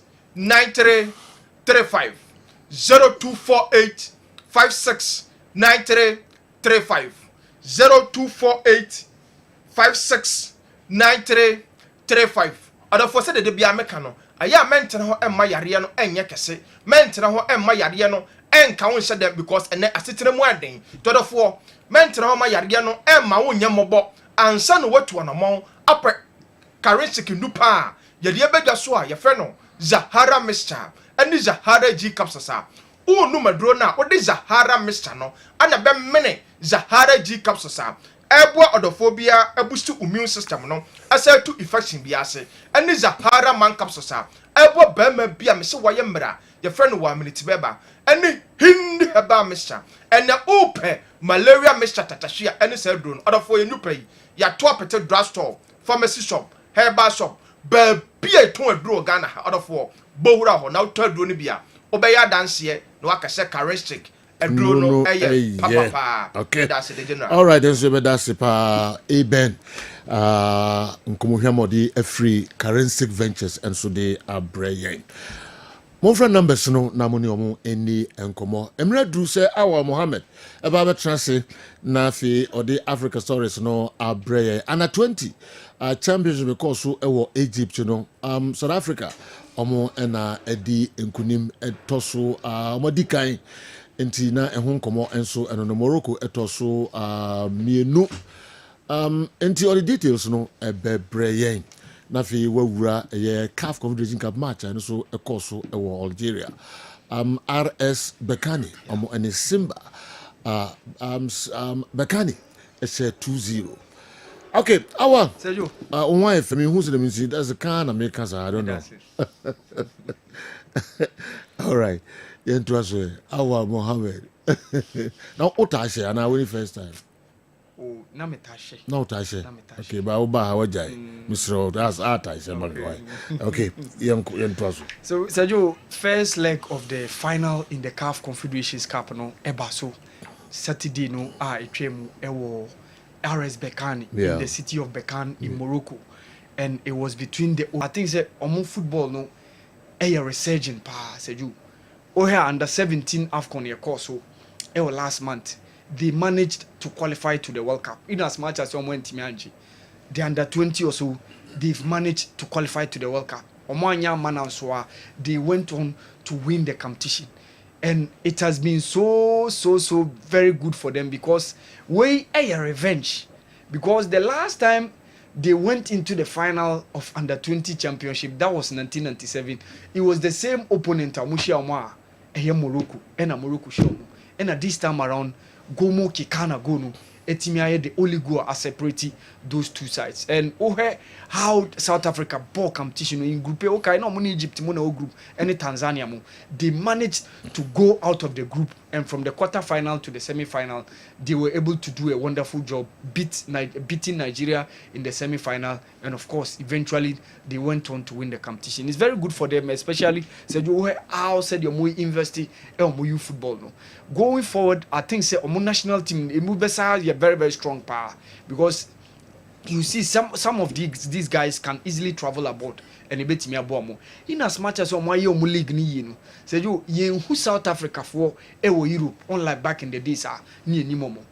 Yes, league no very competitive e boamo e momo national team ni nya cohesion because say kobo AFCON tournament na unya club be 10 players na starting lineup around 8 e kan wa a Buama cohesion koso, and I think it's very good for the Rainbow Nation South Africa by winning the AFCON under 20 title. No, and I think it's been very good for the nation South Africa. Nigeria so we need a bronze medal no by beating Egypt during the post-match penalties. You know, so that is how the under 20 AFCON championship ended over the weekend.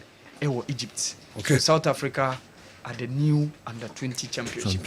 After Senegal winning last time around, this time around it's been South Africa. Okay. All right. May I add ladies kakra? Yeah. Fever feeling. Yeah. No when video no me what happened? Atlanta Adidas Athletics Championship no. So you 150 meters a course run was set a record. The only athlete to go less than 16 seconds. Initially, Sean Miller Uibu kita that record no in 2016. And said, this was how Fever Ofili made that run. Okay.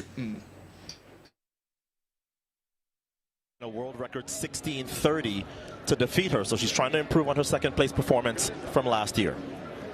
So those two will be joined by Kennedy Blackman, Shante Moore, and Kennedy Simon.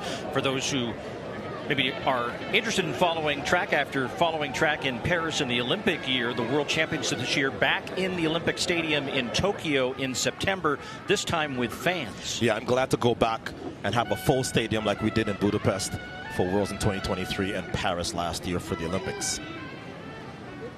So another non-traditional distance on the regular oval, 150 meters for the women. Remember, it took a world record to win this event last year. Ofili now in the lead.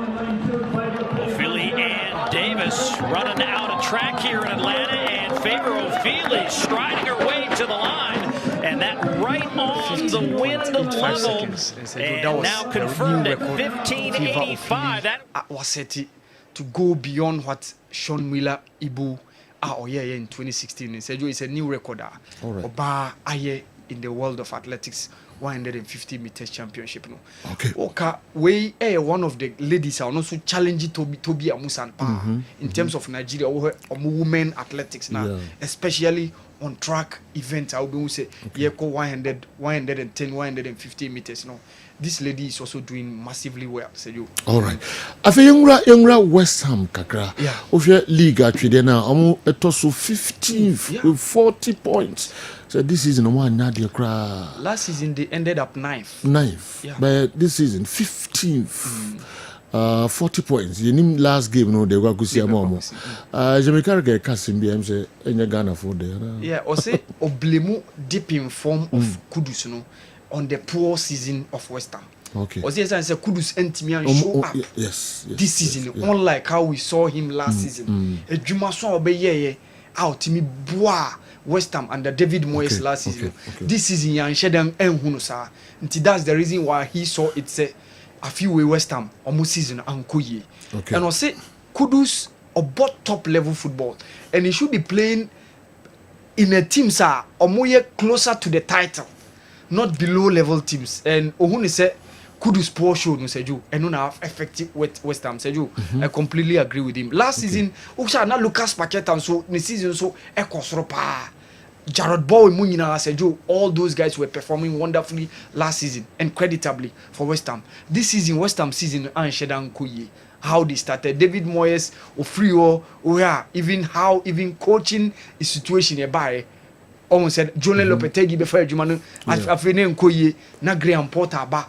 The only good thing is that among mobile relegation, so they look forward to seeing how said you're meeting me team mukina. Now could you see now said you other teams will be basse muchini freeway because Atletico Madrid about Betuja said Diogo Simeone Cholo making a chase for him. Recently Betuja said Arsenal and of course some interest from Saudi Arabia, especially from Al Nassr. I know so Boba. So West Ham fans in Ebihuni say Ebinu nya account but Ebinu senka say sikano etimi bana a dos one said you common cash no mama Mohamed Kudus uncle no team no. European Commission it's in beyond the CAF. What's going on? It's a partnership. And almost signing a partnership. Okay. A mobile base yedi competition for AFCON yebe December few and of course 2027 alongside the Women's CAF Champions League omobono yearly no. But the European Commission say near dominant the African schools competition now. Because and also one thing the honesty a lot of talent because it's mainly under 15 competition, especially for boys and girls. And also it's me boy my who be a talent be a baby. And I think that this is one of the reasons I'm say a budget to form a partnership alongside confederations of African football. But say you say we in a tendencies of neo-colonialism. I didn't because say better than I will say AU any ABA UEFA for more partnership like this. Mo ye mo de na omo de omo e ba begim hwe ko ebia CAF beto omo aba obi Ghanian Infantino aba na Alexander Cyfrin aba na ode na omo de omo fole mo sa nti mo ye mo bibia na omo de mo agim. Yes, so in a way no mba be control wonu bia Nina says no more deba. Politics bibia from economics and all those. That's it. Yes, this is where the school of thought no so people in tendencies of neo-colonialism. Did you know I'm part with more share that school of thought. Say to who say the European Commission BBC after our partnership in future. So say be share benefit the beba benefit idea the beba but say you na brofo say ye bibia mo de mo fole. Okay. And nina one of the things I may share that school of thought say we na one of the tendencies of neo-colonialism. Wow. Okay, yanko wie ewo Ghana form rant here ewo miamia hodo goals na fifi say say obrofo no ya doso dodo say first not to make cheaper but I say that's all the obrofo century ne dey make up me say o kan but o say o dey say ba say ya doso ache But I mean, who is that? Sebrofono ban, I say be a mini alternative for tree. Okay. All right. If you hona no tree where that the barber show.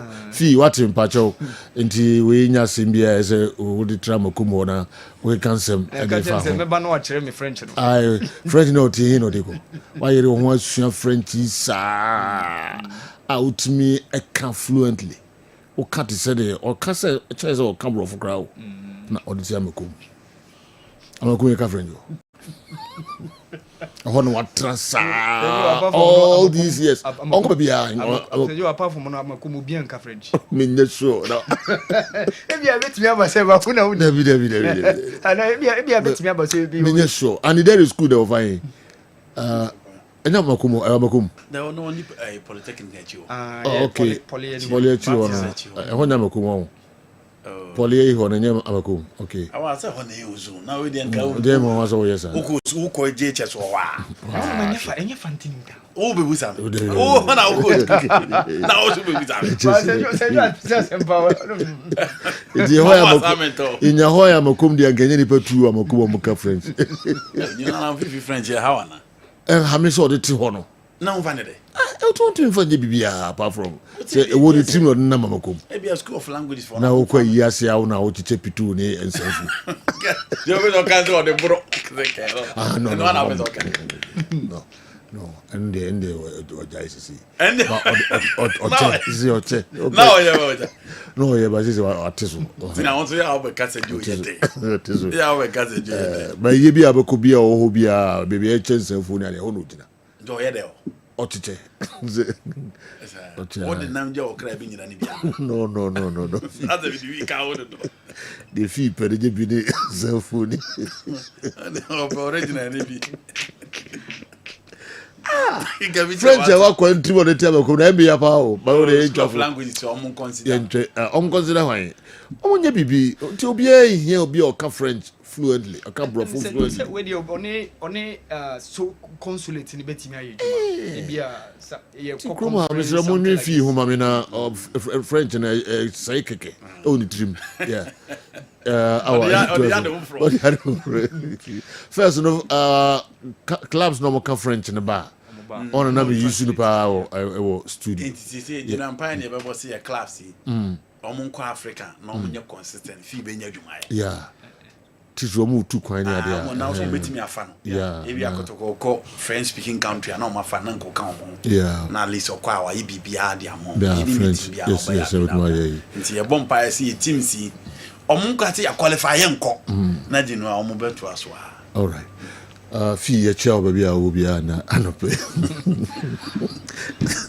Our transfer, very good performance from Ibrahim Suleimana. Said you watch the opportunity when you know or making a county because last weekend when they played against AS Roma for Atalanta, he scored the goal. Emma Atalanta nya the Champions League spot. This weekend again, he had his name on the score sheet, and this was the goal he scored against Genoa. And Sanswa, he ended up as the MVP, the man of the match. Ibrahim Suleimana on your shot, the boy from Sunyani, or not, or he was on target over the weekend for the club Atalanta. So in Spain, Jerry Frié was on target, and Otimi Boa Emma Lugu this weekend.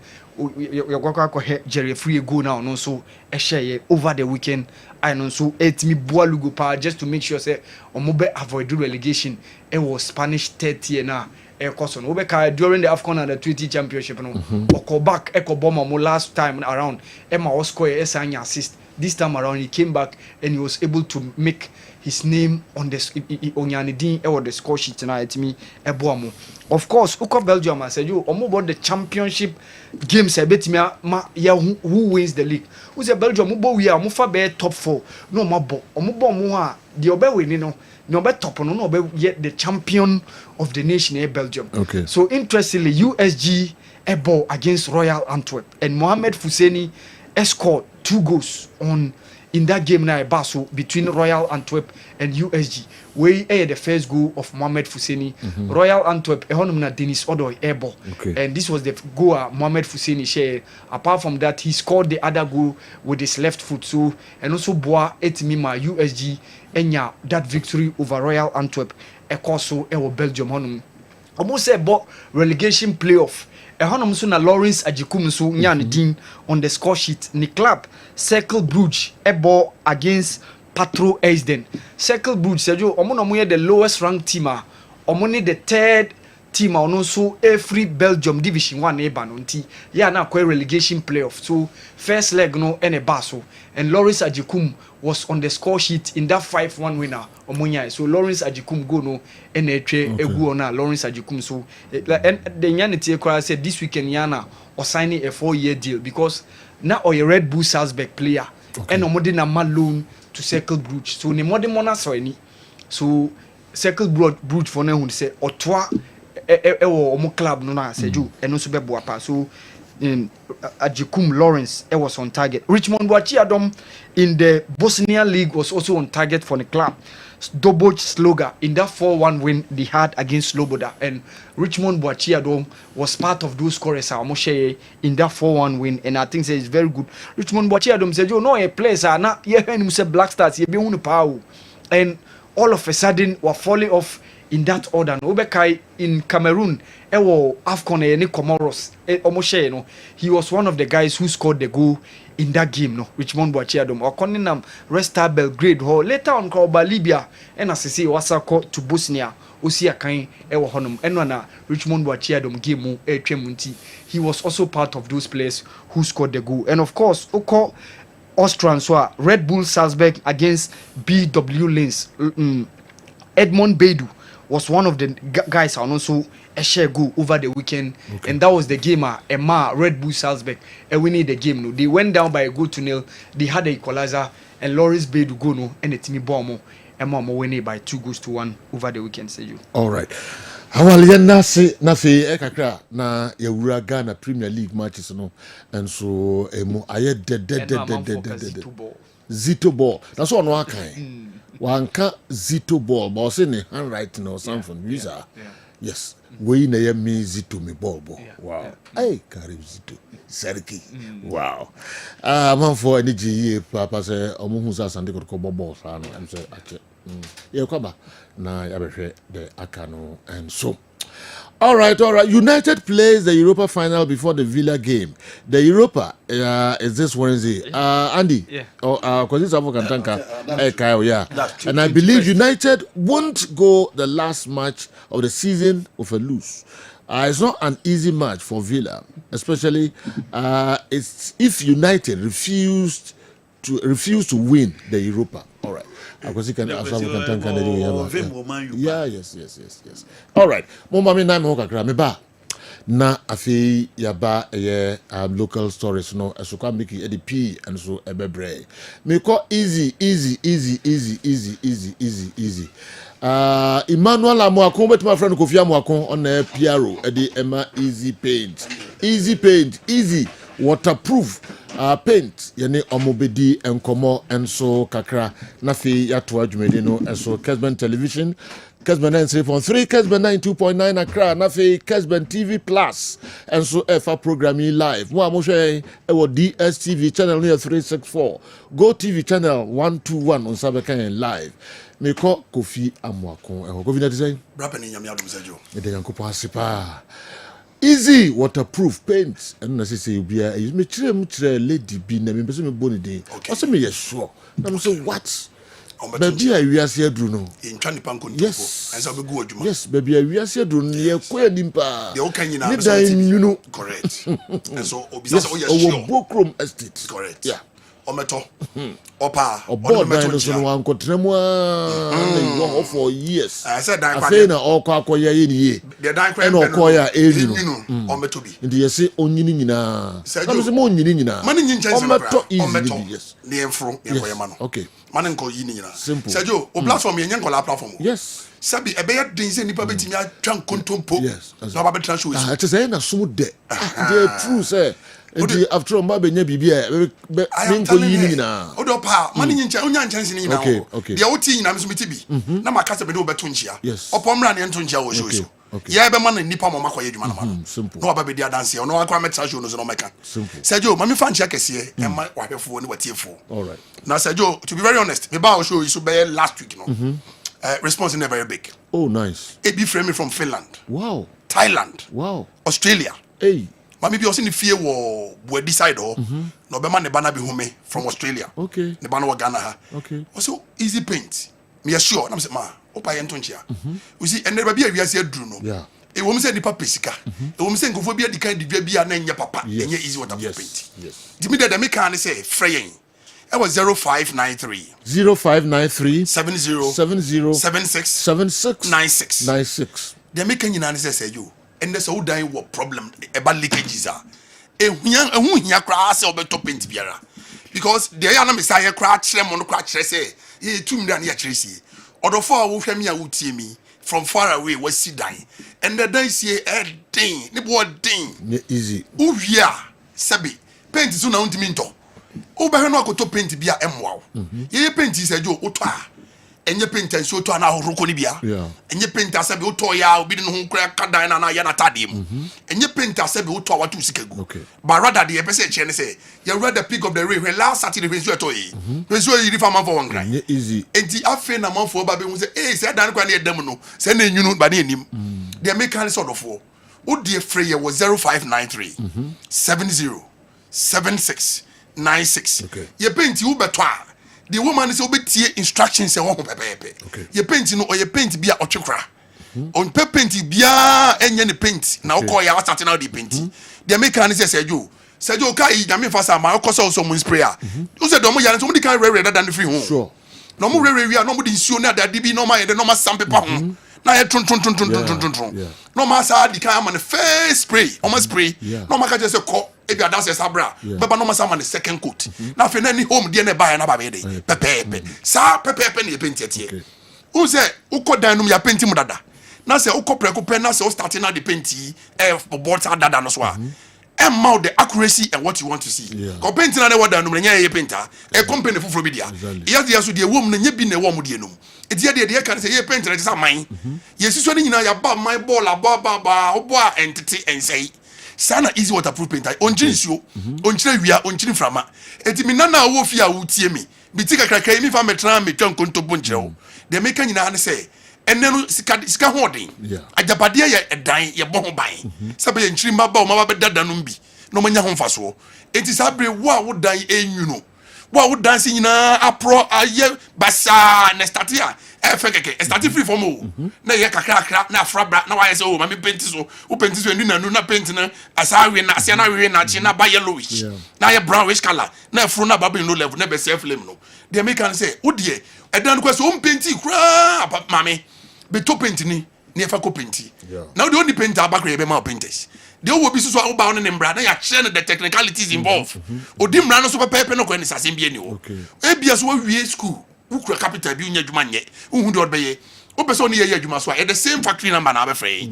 o fra no aka che maba wan so person ye adwuma na omodi mpanifo ne numbers ayi den amount etuba frey amano ne phone plus 233 okay 593 70 76 96 Ghana had here in all the 16 regions Elibo Takrade Beni baby biara wo obefra ye wo 0593 70 76 96 oh dear do freya omuno bema the nearby or the nearest shop outlets na afi o ma direct to e basa kro ni mo bondada the woman ko say jo ye gusu run promo no me can say by the end of this month me boss ko have extra that bin bi basa yes extra in 1 month but odofo enu dey no one extra 1 month no ye kan tie wo dey mega say brabe to bi ena kan kire me say obeba beto no watra ho obeba na promo na ende oba ebo na ne say jo ye dey je no ba e farmers abo no because Ghana after promo no e farmers abo no na ye come back to your normal price eti dey make can say unto bi ya tutumrika eye paint bi gwana say dan na say jo dan no kura unwie ya utosi wa ensei me obi si fie ran na e ko be 3 years say na tia enkeki entinsuo enya basa na mu odu dan obi ba police officer bi obe fire bi o say hey say paint CCTV no so me ka say eh so o page on one say yes o page there eti dey make can say easy waterproof paint yeah fry yeah just no more leakages ya solve nipa bebre problems among for leakage problems bebre na me adoma da sene and next week no be aba betra no aba be cheche adan ya sisi okumasia especially no say titi no mo ye monhyem se jo kai omo boda na no ma ye monhyem eno e ka say e leaky a e hu keke By the time I be realize, no, I say TNG, no, I say POP, I say plywood ceiling, a more book company. Then at the end of the day, no, we only say paper pay no yasem. And then the entire mad dance and so bum say, Ebi ana koto assassin and war check. And maybe I got Okono, now wouldn't say area where water area. Then also blocks no and yana educa blocks no. Yana clay womb. Okay. It's yana lead you all these problems. By a painty the obeto, now the painty, or red down we now some paper we now who mix it with water. In so can add the fra. We are the first coat na cano. With the first coat na cana, the catcher and say, man, what done 24 good hours. Okay. It's after 24 hours. I did this one. Ubebana sub blocks no samai. I feel now be painting second coat. Na near Susan said, Joe, you're not no more bubena to her, missing they are right. And you're able to miss on ye and I can tank you. But easy paint afford that room my bag and high. Yanni timid can tank you. The banner me can't tell you, and I said, you can tell. I made the sea blue, and I made the fit out for actually. Okay. To be the fit on the fire paint, I basket can tell you. And you see what man at the active so. And you can tell no paint the guy is so fitano, the so much mine. Okay. If we are the sea blue night, a firm. It's Bayana me percent me mamma for who's a year tone paint room ha. And the Ghana high, you 2 million and actually. Now who said, Joe, what catch your Baba want to say? Yeah. Say, you paint to go to me a ceiling can tell and you need done in intimate to crew. Mamma here TV. TV no, it's me here gumno. And Mamma Swiss said, you. Me can't tell you. Say, Anya Bia said, you. Saka Sabre said, who's a hair for? Yes. I said, I have for me. I can tell you good out. And one good time. You know, as a new. But and I'm easy. It's we quite say we know what we are saying. Yeah. You penny your tone paint Ghana ha. Yeah, yes, I did. Me just say you know TV I would draw. Me who so busy or the paint be Ghana ha. The paint need to be second. This is easy waterproof paint. Other four will tell me. Me no ba if you're a tenant. If you're not a tenant and if you're a work in town fast need you know. Do meto ya dey make say. Wo na wo dan onemo good dan no. If you be holding a chair we jeopardy nyina be say. Paint you be je kese ba kon. Be paint one room. Come. Okay. We don't paint a baby paint amount. Now what you paint and kama. Oh problem at Chada no pictures in phone for 20593 so. 707696. Other for you can't easy waterproof painter. They may just want to say no more leakages. If you kumasia, if you want crying, if you want tema, if you want takrade. Other friend numbers now me the two jana. 0593 70 76 96. Other for fraying. Line the because very very busy. Because this same number na Ghana will be a free. They make and say, oh free easy waterproof painter. At once, you just would have free when I am miss caller. You can start returning calls of our customers. Yeah, bisa o ha no money. It's a mobi big biara house. Say yo, o platform me na be maka soon. Na me swada na me hwe na me tie na me opole. Na never better when man na say be me diga. Edwafon na me ba be di wo show so. Kofi amuakon. You dare not. A very big privilege. Let me tell you anymore. Me struck it over 15-20 years ago and I'm here. Let me tell you Fox FM. Wow. Na baba betra na make just answer my say easy page and no grace. Me dey make an say. Ni baba ye e no crazy no grace. I am na kachiri. I am ba na atum. Me sorry for the last time say you. Who the friend? It was 0593 70 76 96. I'm on the phone there plus 233. All right. Then you add the 593 70 76 96. All right. Frame easy waterproof paint. I said you imagine so no more leakages. Now walls no the kakra minutes. Walls no the no. Interior no very good. Yes. The na me person me change na say ya wie roof no. Me friend the 3 one prekope. Udi ya beba dan no. Ya ba dan no ma. Ya de be painti dan no mu nyina hia. Na e wi ani akwa bonten ya exterior no so. Na ya de painti change. You say dan na say ka say leak here. It started from the outside inside the rooms. It is a board dan ho ban wi ani abebo inside no ho ban. E bi so kwa na fi floor, e bi wa na fi floor na ka say fi asase na se. Ni nyina yetimi di painti man ye yi. It the American say anything building the easy paint waterproof paint is ready to stop all the leakages. Okay. And also make sure the room is nice. Yeah. Your color be you have all the rainbow colors will be. Okay. Maybe our boss say be said you. Say my technical advice. Also be onim color the painting studio ground all. We don't color the painting them in our bedroom. Ni na you those advices. Na for you too full. Then we tell you what to do and what not to do. Yeah, yamao. Okay. Free technical advice here for free. All right. It's me sorry, Sergio. 0593 70 76 96 and 96. That means na free. Na unu. Leakage is there.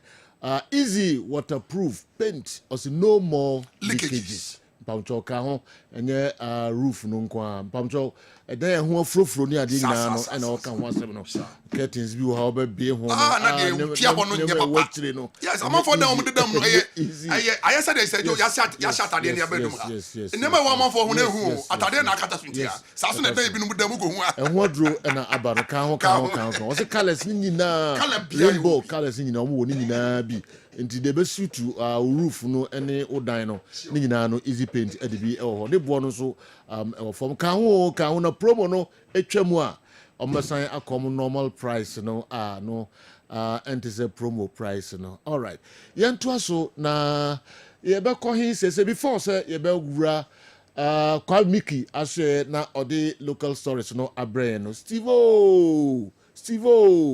Stevo minim say why ready ene hin na opese odi yen efa na fei kwa Mickey edi local stories no eto aso matches eba so weekend enya sem keto akra me kire GPL matches na eno so aye de ene ye live commentary beba afa nations omni Legon cities match eno so beba so ewo enkran nations any Legon cities nations eso winning sa game no at all cost some person Ghana Premier League na be o ma ko da no person G League na eso winning sa game way Legon cities omobe welcome nations FC and area. All right, Steve-O, so are ready? Over to you.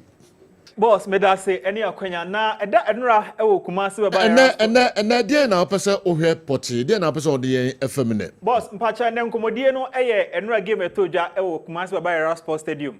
Goalkeeper ni din e dey Mohamed Kamara, ni modern ball for Kumasi Asante Kotoko.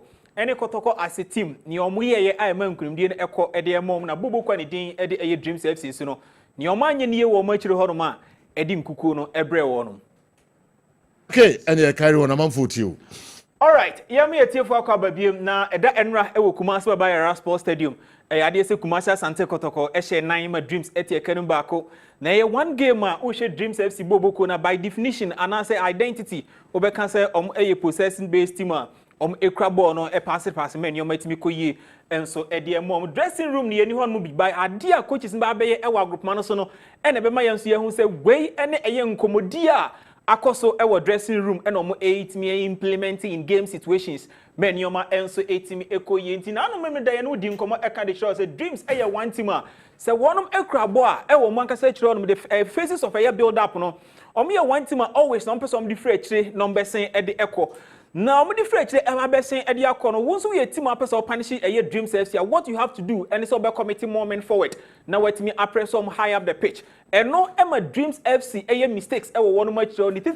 And no more build ups. No, and no bet me up what opponent. No, so no. And when you're scoring opportunities, a free mistakes. One bet me. Into what you see on your screen. The first 15 minutes. Within the 15 minutes, no. Bobo Kwani Dreams FC.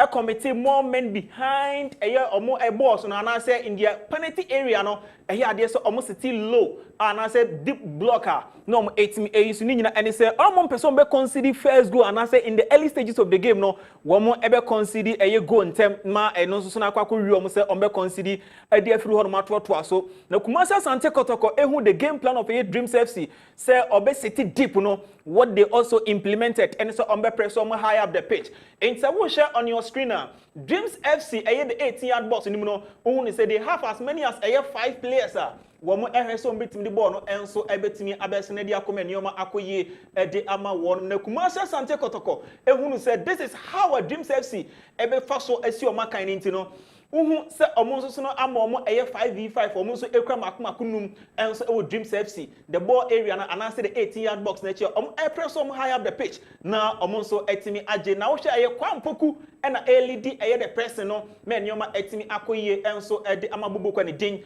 edi Kumasi Asante Kotoko doing that effort so Dreams FC said a short build up no ene etwam and say Kumasi Asante Kotoko players on my committee Dreams FC the 18-yard box no and mom the privilege and time say ombetimi build it up with the short passes until they have to go long na no and long no pass no entimi anko see omwankasa player so now the ball ended at the feet of Ablo intercepted ball na opia edekokoma a crime partner in the defense of Kumasi Asante Kotoko and man different role as number 6 a ono nso ebo edma Kumasi Asante Kotoko team na eno no ya branch ne den ede Samba O'Neil opia ball edma Samba O'Neil no na O'Neil nso nya ntoboase epushi ball no ede bre team manu na ball eba the left sider eventually eba be di branch ne den ede Patrick Asiedu na Asiedu ji ball boss enkoma ewo hanom ene se wo se kwa mpoku round into space behind the opposition line na se team SAT deep na so wanya na adwun se obebe nanim a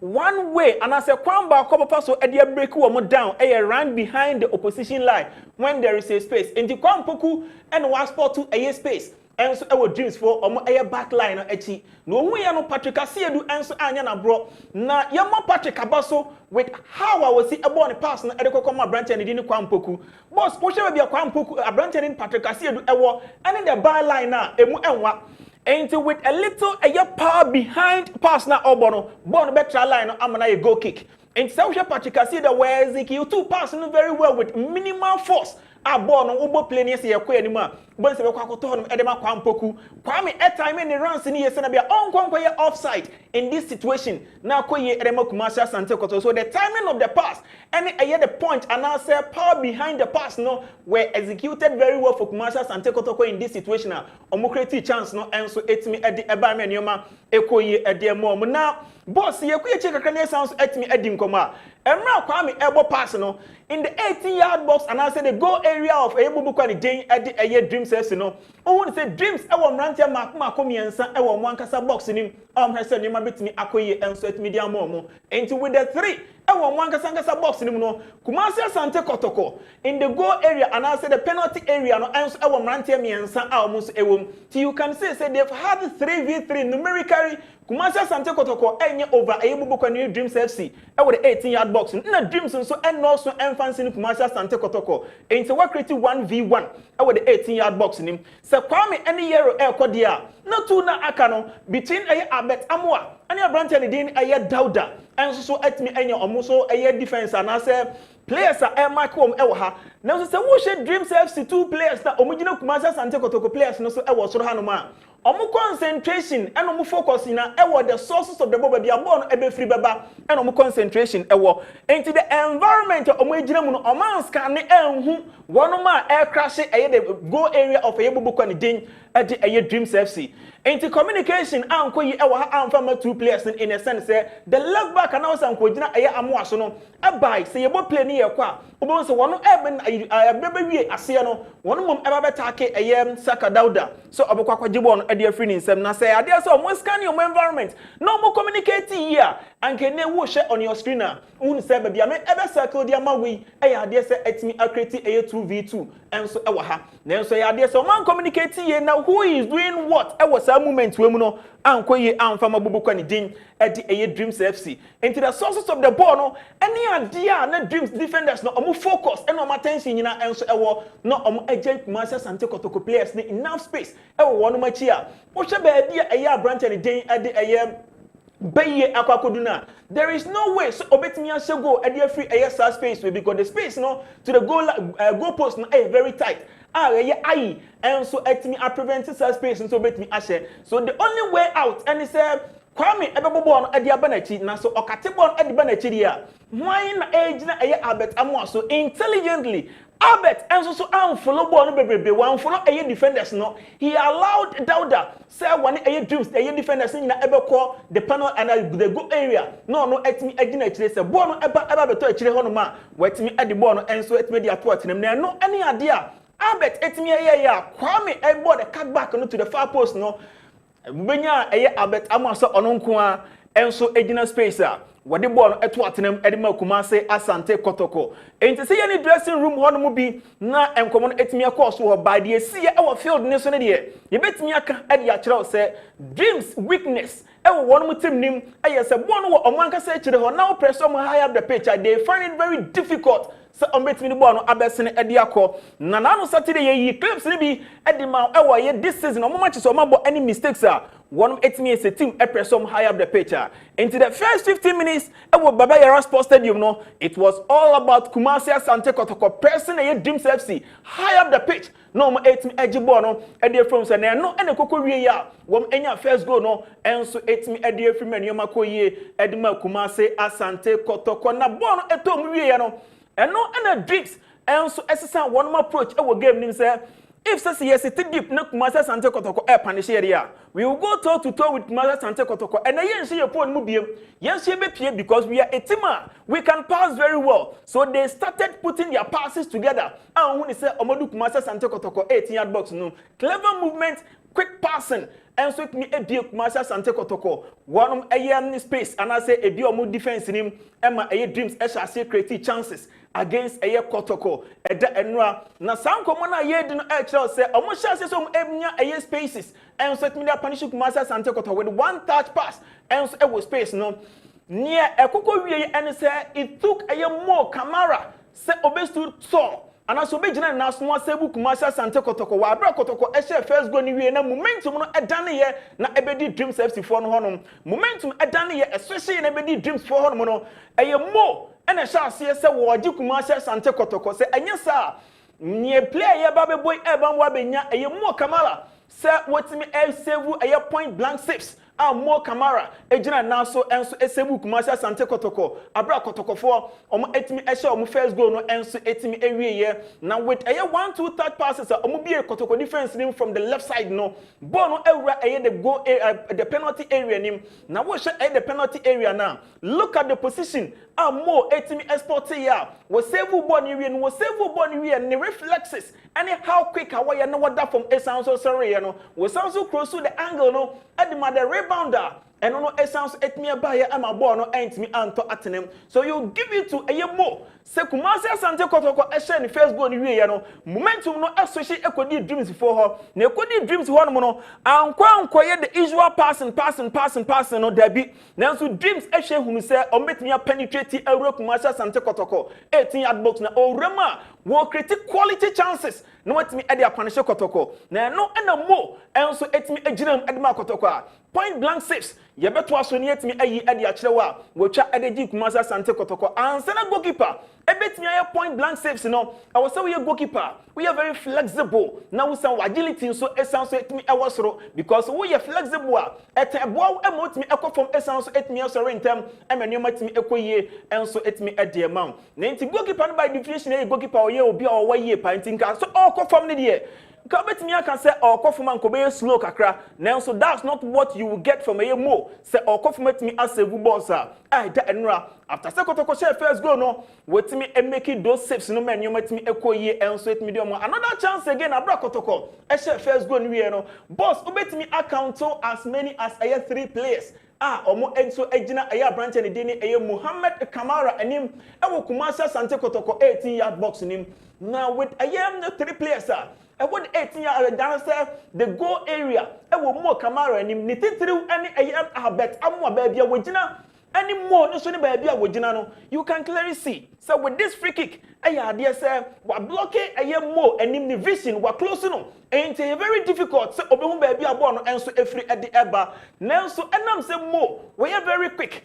now we will be at the concentration level ewo muninti no we sound so et me esewu sa point blank save way edma Kumasi Asante Kotoko enti Kotoko share first goal ni wie ne de momentum no eswishi be de here Dreams for hono no it was Dreams FC against Yebobokwa ni din anase player ni din edi Muhammad Kamara in goal post for Kumasi Asante Kotoko enti enyanwa say in recent matches wa bench Ghana ya Black Stars goalkeeper Asare say Asare nso no eti bencher wa mo enso ebetimi enso amani po no ede Kumasi Asante Kotoko na yeka the point blank saves any chances Bobokwa ni Jenny Dreams created from set pieces any open play no had say esanso SBM na mo ene header no eba ya ni fingertips epim ball no ema ball be the crossbar I sound so 8 me a call yentinra after say kotoko eshe eye first go na boss emra wato from no look at how quick waye e sound so 8 me sorry say bibia betimi asi e wo the 18-yard box nim enti ho behia say obetimi asori ntem na in case of any rebound bia no wetimi asan so ache no e di amakuma say asante kotoko there you have it I will sound so 8 me ache bo no e di ma eye bubu kwani din e di eye kuma say asante kotoko na ye di ya no esi no enra ade say wo hwe kuma say asante kotoko from open play they had goals from counter attacks they had goals now boss who share the second goal from Kwampoku and the third goal there was similarities na e won't be any say from Emra corner kick no taking in fact e wo kuma say Sante Kotoko box nim na Dauda e call e premier e sounds e be fire e wo from no Emra Dauda e boss a pass no e de bre baba yaya enti from ayan Dauda ewo kumasa Sante Kotoko box nim na ball ekoto atenemu no boss wotena na say analyze ya e ma 15 seconds from eye kumasa Sante Kotoko 18-yard box nim to eye Dreams FC say ball no enso etmi ekokoto atenem so there you have it the counter attack Kumasa Sante Kotoko edi ekoya baba yaya ni ball carry ewo ye situation no eye effective opia edima eye Dauda wo ball pass no edi bre eye Kwampoku enti e free Kumasa Sante Kotoko 18-yard box nim e ball e babeto atenem no e take Kotoko 15 seconds and what the ball no enso etmi edi eto atenem enioma ekoye edi emom ye ekoye chikakra na ye di eye game way anase go we so enkomode ya ball ekwa intim man ewo Kotoko 18-yard box nim enti e free intim na bon e kwa koto atenem na Kotoko e say the second goal and I say the third goal no and also take Kotoko 15 seconds and omo e de ball no and so it me e de to atenem enioma ekoyi e de mo so in team to baba and baba e be dey pass na one also epia e de ba mfimfia from ho e hye eye Samba onde na Samba eje ball no Samba nyame admeda kire be ni ho nkomo the new row aye de ma no na enye 6 ne nko na da eno a wo bo edma Kumasa Sante Kotoko extra duty esanso ko edma branch and din ede eye Samba onel e wo Kumasa Sante Kotoko ede eno a bo a wo ma etimia boy na extra duty ben ene esanso de kan 6 no say all shield the back four no nyame admeda kina ye bedi ne ho enso enkomo ne to so dia Samba eje ball no na ye bo player won say was sporty eye awuche ewo eye the mid anase middle hanuma awuche je ball na wan chenchen so angwan na say odadan ho en wo hu say ne striking partner Kwampoku atake off and say Kwame running ewo the blind side of eye Dreams abubu kwani dini Dreams wo mu eye center half na won say matag no hanuma straight away abrante ne den ade eye awuche antwentwen ball no so na wo boss a pass no enso ade eto eye the defenders no achi a by ya branch and den ade eye Kwampoku ade the third goal no enso etimi ade akwa na enkomo na wa ne say every eye inti man wo Kumasa Sante Kotoko box nim to baba yaya to eye Samba onel Samba epia ade bra eye awuche na awuche ebo ade kokoma baye na ball kokoto atenem no esa so take Kumasa Sante Kotoko 15 seconds and the ball no enso etimi ade eto atenem enioma etimi ekoyi ade mom in as much as say coach and didn't Karim Zito epe se ni timbe kra ball no anya pe abotre ade ama eye passes na enioma etimi akoyi ade mom when the opportunity presents itself say omunko quick e counter attack they also do it and do it very well at the enra and so see ehu eye 2 goals from omo quick counter attacking football enioma koyi enso edema Kumase Asante Kotoko na just say eno so no ene ye see e wo Baba Sports Stadium a ye ne wo enso etimi edi hu enkomo e wo kasafidie enso eso now with this goal our gabwache edi ball no to atenem no boss eno so eye 16 seconds from eye Mo Kamara e wo Kumase Sante Kotoko box nim na eba mfimfini eba ebedu the final third na awuche ball na anshe na ball beto eye oga buache anim no enso eteki Kumasa Sante Kotoko 16 seconds so from the second goal to the fourth goal and here the last goal no ehun komo ena ye ne wo enso etimi adi ewo fidiamu hanom ti boss ena ye de nyina enso ebetimi adi asi ede enra wo Kumasi Baba Sports Stadium the champagne football the Zito football no etimi eto dwa no ehun komo kakra yede ama yetiefo enso eninti ebedam anase ebegyamu enso edi ama ewo studio A. All right. Steven Apia, also champagne football, Zito football from Kumasi Asante Kotoko, and on edi hu enkomo kakra no. Emredu minko eye kwa mikizuo na menhwɛ de ɔno so aboaboa no de brɛ yɛn. Joe, when Hearts beat him, a better team won. But when Kumasi Asante Kotoko beat him, the referee rubbed him. Bekum Chelsea should open their eyes until they sack Samuel Boadu. They can never beat Hearts as they used to. All right, Jamsco and I pija we atum Samuel Boadu. Yeah, they. Ostati and who say What's the Hearts say? Samuel Boadu a better team won. Referee all right. 11C Ajumawura answer the way by Maminko Nafi Minko Kwamikio na local source no de Ebre na Ajumawura. I'll say Champion Joe, I'm sure after watching Kumasi Asante Kotoko yesterday, you now understand why I was clamoring for Zito to continue as Kumasi Asante Kotoko. A player who has won the Kotoko shirt to win the African Champions League in 1983 must never be taken for granted. He knows everything about the club. My humble opinion is that Zito must continue as Kotoko coach. All the great legends of Kumasi Asante Kotoko in and outside of Ghana are already playing the technical directorship role for Asante Kotoko and Zito. You'll be shocked at how all the legends have reunited behind Zito to see him win Africa Champions League again. Let's support him. Our own Zito. Let's support him. He can do something for. He can do something big for Kumasi Asante Kotoko.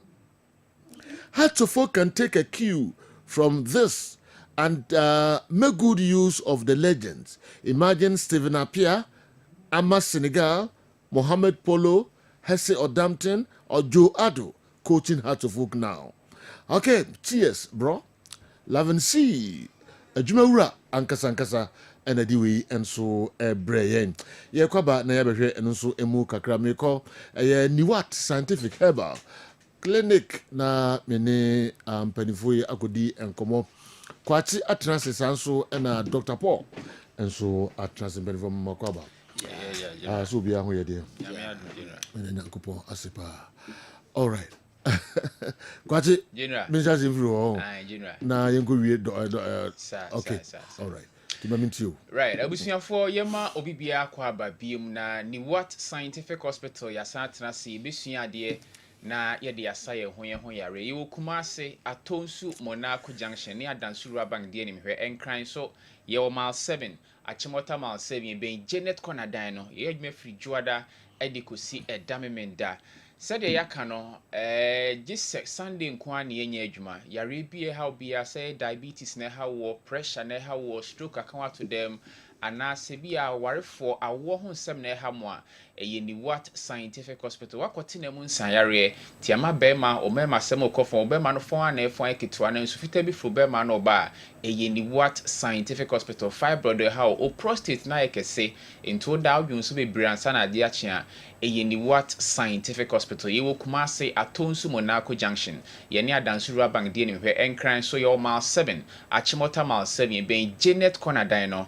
obefrɛ yɛn ɛwɔ 0244 08 7687 0244 08 7687 0244 08 7687 enti frɛ yɛn na yɛnu yade nkomo kai na hyɛ ne nso ɛyɛ asabia na oba tuba ye was scan machine ho ibetwa scan ye be ye ola bibia o se ye obi ansa ne hu yare ne aka waduro no eno na be ye ewe ho se ne de atomonim da bia ba ibesua de kakra ye fa haban bi ne esua de general ana se be fa yare bi ne esua de ewe ho na enne ye besua de kakra de free water leaf ho ana se bogobogo mu ka no bokoboko mu ka no bogobogo na eye haban bi ana se baby eye very very useful na se very potent my partner so ye nhyeda hu esom faso bia efia hodo animu ne ade wo ho bat ye nhyeda nyusu na enne ye be kire mu faso de e wo sa haban no so ne senti e wo so obi wo fia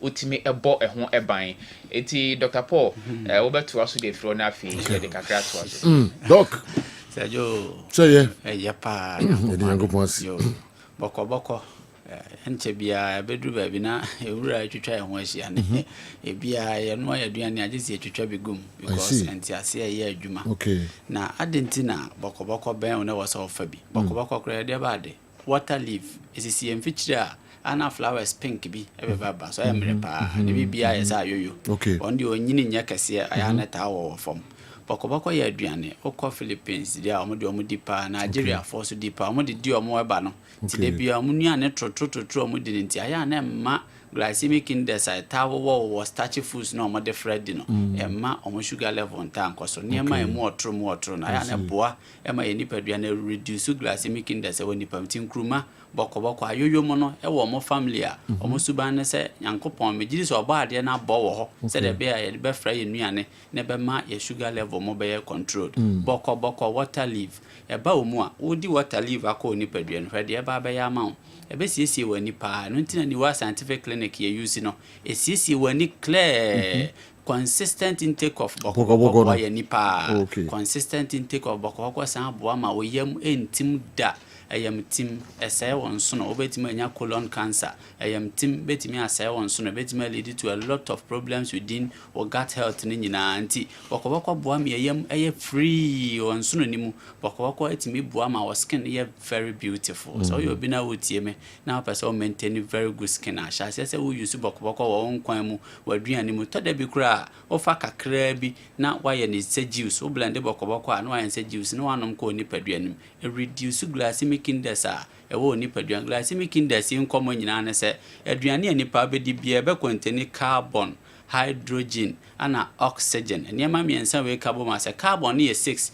na hydrogen ye 12 na oxygen nso ye 6 a be ba lead to be a friend glucose no ni paduane on to glucose ngu unya glucose na ni paduane use bi ade be ka no de akoma brebo na gu ho as bank o de be kwa akoto bank no a friend glycogen da wo san hia glucose no no atwene de aba nti de bia glucose aduane a wadi bia na ko ni paduane mpie ma tu hia se consistently wodi nuane bia be regulate wo system ne sa na use over use glucose no se de bia nkobro so ma problem bia nkoto along the line in your life especially if sugar problems and cholesterol ya na ta kosoro nipa mu a ekwa akosi aduane bia wodi so mesra opa wo hia se bokoboko ebe sha ase se efra wo nuane no consistently mesra bokoboko na wonya kura na wo hia ne emu otro ni wa scientific clinic ye twe bokoboko na yenya no ho adaje ya noamu a maneche ni ya nya ne vapor na wo akire ne tie ya distillation wo twe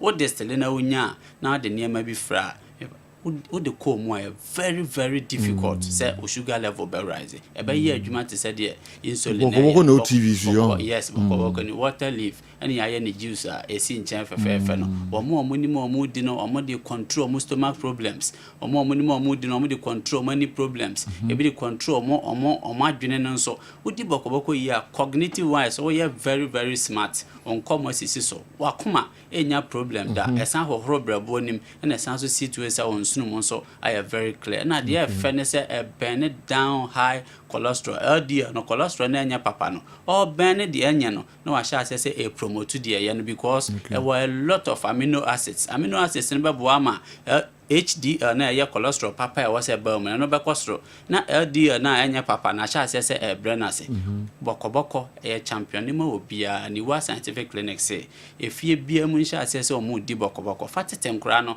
fatete wankasa ho mebi ufra nkwan no ho na de bia fra we stew no once bi no blend bia no ho ano abi no anom o ye obi a wo kidney problem dia endi no raw o kidney issue a endi no raw ta no amu ansa no anom no amu ene sen bokoboko trotro na ewom no dodo ade etra ya na contain oxalate nso too much of it equal system no ebema o uric acid too much o mu na ekosoro na lead to kidney stones into wo kidney problem dada ni diagnose wa me pa cha o de unyusu no raw no obeno mu akele oxalate na ewom no ansa na wa use na yenya yaka no obi ahia se bokoboko kono ni wa scientific clinic say depending on your problem you have to get the right diet remember yare bebre na consistently yɛbɔ ne din saa ɛwɔ hɔ a yɛno maduro saa yare ne nkɔyɛ nti na abetansan de mre bi atwa moka say you can't continue to do the same thing then expect different results ade a wo yɛ ne saa na wo pɛsɛ sesa de anya possible nti yano mo nro bi saa for yare bi saa consistently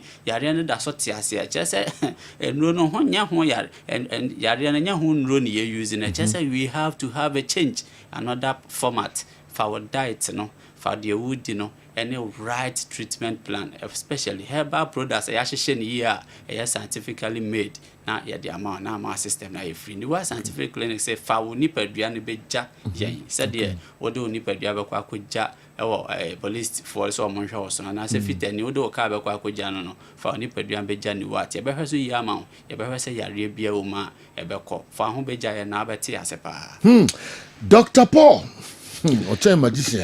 Fa hobono. Now so yes, hoboto pa. Eti general we some of the things I ye e wo yahye ye ntuba anye say ye tamaduro no nko ade ama wo ye san so etufo say aduane we obra wadru mfia wanya wabrabo mu no ana yare we na aba so ne aduane we nko ana ani we ko ebre we ne we say odidi ebre we ni say odi aduane kan wano ne nyina ye to ye bo ase e kirew e woni what scientific hospital and no no ne nyina na ya process na say ya no ayede mo ebu wono mo a ye de in a raw or manasseh in a raw state, you know. Now one can so fee, no wakonoa, no I heard you my son, no one sounds so to us who fee, sir, and I'll buy a share ye, a woho kumase, a tone sumonako junction near Dansura Bank dealing her and crying so, ye mile 7, a Chimota mile 7, being Janet Corner Dino, or dear Nemu Sayare, ne how dear Chinia bread, now yan Puma Sibra, paper cho a ni what scientific hospital, there be a mecasa and Nemu Sayare, no send a war, ye premium no banu kuno san and Nemu Sayare, ye premium no.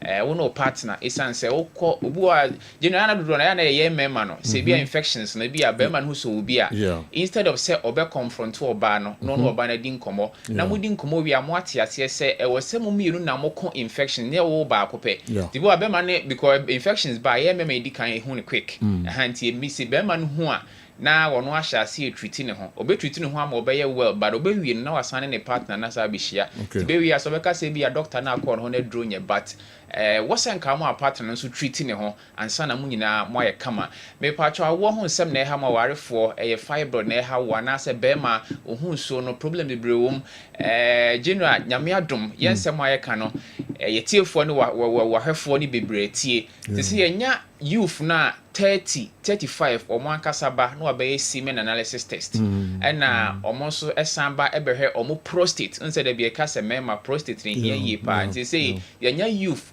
be 30s ebu won ma last guy about 27 years and also be so be check ne prostate no who ne state and as the health of his prostate no we ya there yigidi ye say sha se tu sa na mo be boy pa papa mo time no na bi ya mfidi ne niam na mo be check ne ho nti ne bi a ene ye papa be bresa for de catheter to mbe mem ne ade nti ye hu ne say ne de ye sha se check ne ntamu a problem bi wo mu a ne yetimi a okwan be fiti afaso ne ya hwe e de ama nti wo ba ni what scientific hospital a ye sa ne ma we nyina enso ewe ho ye wo kumase atonsu monako junction ne Adansura Bank de nim hwe enkran so ye wo mile 7 achimota mile 7 ben Janet Corner Dino ye adwuma free juada kusimi minda frɛ number no na ye nin komo number ne 0244 08 76 87 0244 08 76 87 0244 08 76 87 na yebeje us general. Okay.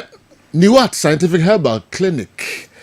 Penifo eno kwachi ena Dr. Paul ebeda masipa na mo friend numbers no na mo ne omo eni enkomo no mo ebeboa mo yebeto aso de amamo kopim se donko ebebo afede yenkonkwa local stories ena kwa miki de ebreye na fe yebiemu kakra. I think it will be beneficial for Ghana and kudos when he leaves West Ham to join Inaki Williams to play for one team. All right, Christopher Edway Efri Nungwa and so Abrey. Dr. Ike and so the way I said the last time Brekum Chelsea won over Accra Hearts of Oak was 2nd April 2017. On March the 9th, in the 2017 season. Okay, 1-0. Katsi Steven Safo in the second minute. Since then, Chelsea have failed in their last 11 games against Accra Hearts of Oak. Dr. Ike and the Pijawi and so to her. Emre Dukwa Miki Emfa local source no Emre na yenhwe the ebitimi abiebiem and so ako. What are not when are not comes, please tell him I need Kumasi Asante Kotoko Jesse from him. Patrick Kwanza, commander, una di we abre Patrick Kwanza. Kopis kada no na odi. No, and they just no no here be the ding ase. I know here be the day in this or no abeshe. One can you cry. One can you cry. One can you say. Messi, you're sending me one can you cry. Who paid this one? But not from Ano. Not from Ano. Or no Ankaza Uhibi. All right. But Kwame, yes, you know. But you know, my missus here, FM free, the black satellite. Yakoi, Anye, Yababedu. Ghana, the black satellite ebedu a coach Desmond Affair. What in some old door Eddie Tuja was say what the place in say for my dedication and no more commitment. Our competition a kobo year and the 2021 qualifying World Cup in be. Was someone representing Ghana ye papa omidoma komenya representing Ghana. We appreciate players no hard work. We appreciate technical team no we so hard work and a supporter management committee no a day and my team no. Samson, a chairman of the Black Satellite, on also cat team no Mokoi, Alaji Abu Hassan, Raizo, on also esse or place no commitment no net the musunko, one more actually say in common person ye baby, but yenina and a timmy a bemo at the momo. Way a Black Satellite, or moko PMU and a 20 championship a course a war a Egypt Nenso yentimi and qualifying World Cup in the B over the weekend. And now, your Women's Premier League champion. Women's Premier League champion was between and Pemdakua ladies, woman police ladies, and a boy. We abrana ye decided Timwa on also etimi aje Women's Premier League no. And Pemdakua ladies, etrama police ladies, eshom kamenoa, woman timi anti. And no any results are appearing. That is the police ladies and aje Women's Premier League no, and so our Ghana Samsung and the faith ladies and so and etimi aje Women's FA Cup of course so nina no Ghana ye draw getting down abra season no and so banwe ye national under 19 sabre omo kumase northern sector screening no ebebe na wie ye enne ewo Westco team no ewo some matches bi on bobo enne womo ebobo some matches bi a womo ene namoro ene benap mu nyina no enso etimi abo bi na ekoso de nene ewo Kessben television so we under 19 team no a womo ababe piemu ewo kumase a womo boss some games bi te say womo ne namoro academy and ene benap any other teams bonina no screening for under 19 team no coach Zito can be no selected players. I said yeah and no coach Hamza Mohammed and a coach also screening no ko ye pa yenti nsema Hamza Mohammed under 19 coach no what they atuja. I mean ndamwase for this opportunity ko ye pa but na nyami na me yes scouting no initially na coach Abdul Karim Zito the head coach of Kotoko now. On a nationwide scouting. I'm so on your appointment with Kotoko. And we all know say Kotoko and here divided attention and here full-time attention. And I almost have opportunity, mommy. And I'm by before I came into now my UABBR about 3 days to Accra our southern sector screening now informing me. And me done your mass accept this opportunity. Almost 150 players. The screening here we about 35 players from the southern sector. And near Mohun then so we are starting in Ra and Sadi by into Mohuya, Sapa Neko. That is not much of a match, number match news so hotness. Invite about 3 or 4 teams. Number no so far about 41. Being free chile never or man timam by doom temp. Until definitely fatigue the best at the best out of them until my more stay so that we'll see them in a match tomorrow. And I will so 19 Premier and Division 1 to extend Division 2 Kromo sa 19 category no. Nti ye frɛ nyina ye frɛ about 45 to 50 players to come in 2 phases. Nti ye kind of addition and subtractions. Nti we tell no ye be to observe Premier no. O ma no mo ya de a fall category between the 19 na invite to the donaba until say the main program no beba. I mean ndamasi for this opportunity. Wey ensema coach Hamza Mohammed, head coach for the under 19 team no, where they atudwa. Say dwumadie no esopa because if you under 19 na ukwa na 20 bobo kunum. What's a job no a very difficult ye pa. As compared to playing. Because initially, to be fair, now me imagine say me coaching there because please do about maybe a coffee and to be frank. My it's very sometimes difficult, but hey, that's the job that you have to do. Until I say we are now among Kahono, now on your BB, I catch them to encourage them. Say there will always be tomorrow. And to support I mean the guide me, yes, I did easy. So be banner some man fana obviously nipa no doso the new be some before munti obi banner man fana no can dey say that me catch you no you know say mom muti say we your baby I fair to each and everyone. You say be more anti-man start be more starting SIU omo and SI di omo buy so omo nyina be the same playing time en kwa say be obekwa na me kura me buy no ya mama ambo full nti anti-man forward we make sure say we see the best near obetimi here na dey compare your position no near o boy before buy no it is say any near ya pick no how it is say how will be the difference na dey a final picking nti am forward na general cash room no any event a process it's going to be a 3-year program to the next to the next U20 no nti e be come be matches nti one ka ho a na ochina is very possible say ubekao and one say okufia start year ho ma winning stepping stone more say no and I challenge more no me buy am family no I'm going to work very hard to come the next time make it to the first 11 not even the first 20. Wey ensema coach Hamza Mohammed wade atudwa enso ho Nana Koka a member of the 19 team was a place ni bia wo mo epic during the justified period no woman timi any opportunity because of a year economic hardship nti woman timi any opportunity ewom yenti sem Nana Koka wade atudwa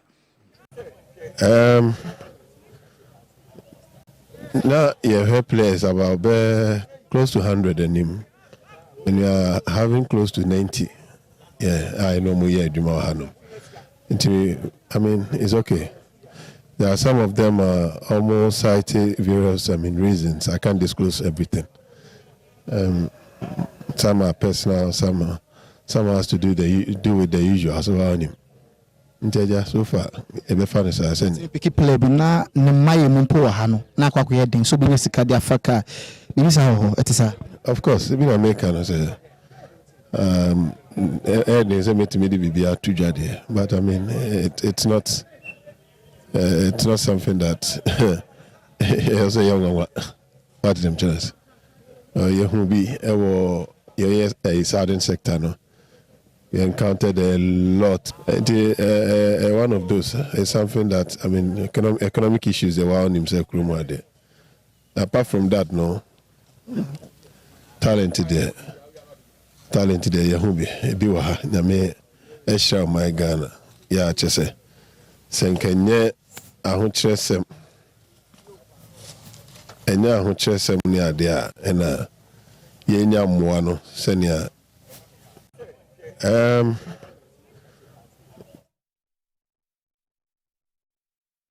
Wey ensema Nana Koka Oye management committee member edema 19 team no wade atuja wasaso kasa de fa Nations FC ho wase Nations enia bre some beso mo Ghana Premier League ni ntisa nsemo a o kan de fa Nations so gini na friend say President Divine oni ninua Paul bas amubeye football no amu declare our intention say Baby Mickey, I mean, and Mac, they're also bringing something different to Ghana football. they do not compromise on resource. What I've realized from them, there are two guys we are now say amoyancrophobia. They mean when they say resource nya there omudi diagro. Yeah, mean to me and cancer crass. This is because I do not have the right to say, or they have not asked me to say anything, or they haven't told me anything. But you could see from their demeanor, say, I mean, or from what is happening, say, akwenya neba ombeje. Yeah, akwenya neba ombeje. They don't. I'm for results in the agro. The team, you know, a ball, normal ball drawer at home. Sorry, almost couple draw at in away matches, right? Now say they will still take it in good faith and even reward the players. Say, considering the size of the team, the magnitude of that opponent, you know, no abani fee, no abtimi na be ball draw. Now what me asa amount, one amount. Some reward you for that. What I say? Now feels so no. Okwa away no okwa winning match. Why winning away match? Ebia away matches there mostly no. In him say other teams do not take it lightly, especially the okwa winning. But share winning bonus or them say more. For winning in an away match, winning an away match. Now, also say home match situation. So because home match then kebia, obeka say ensure that things are so obeshe. But still, the same reward no dey ma away match no, in terms of winning bonus no, and one or dey ma a home match in terms of winning bonus, which is also huge. And the 19th team no ne kopie mu aso ya yede nsama wodo free boboko no aso ya nana koka edibia tudwa edi afa nations FC Ghana Premier League no matches ne baso from Saturday. Accra Lions ese eduana 5-3 on Saturday. Sunday Bazakewoli Stars 0, Heart of Lions 0, Samates 2, Bechem United 1. Insuatramane eye bebe ni Gold Stars amasuntiamomo 3 points, 3 goals. Asante Kotoko etimishe Dreams by 4 goals to 1. Brekum Chelsea tenefiem ama has ekoshomo kabako womentimi anti-vision etimishe Young Apostles by 2 goals to 0 and a Karela and so share Midiama 3-1 where a resource I would do a PMU and Ghana Premier League table no saying a city baby any Gold Stars of 56 points, Nations 54, Heart of Lions 54, Kotoko 54 and the Has 49, Samates 48.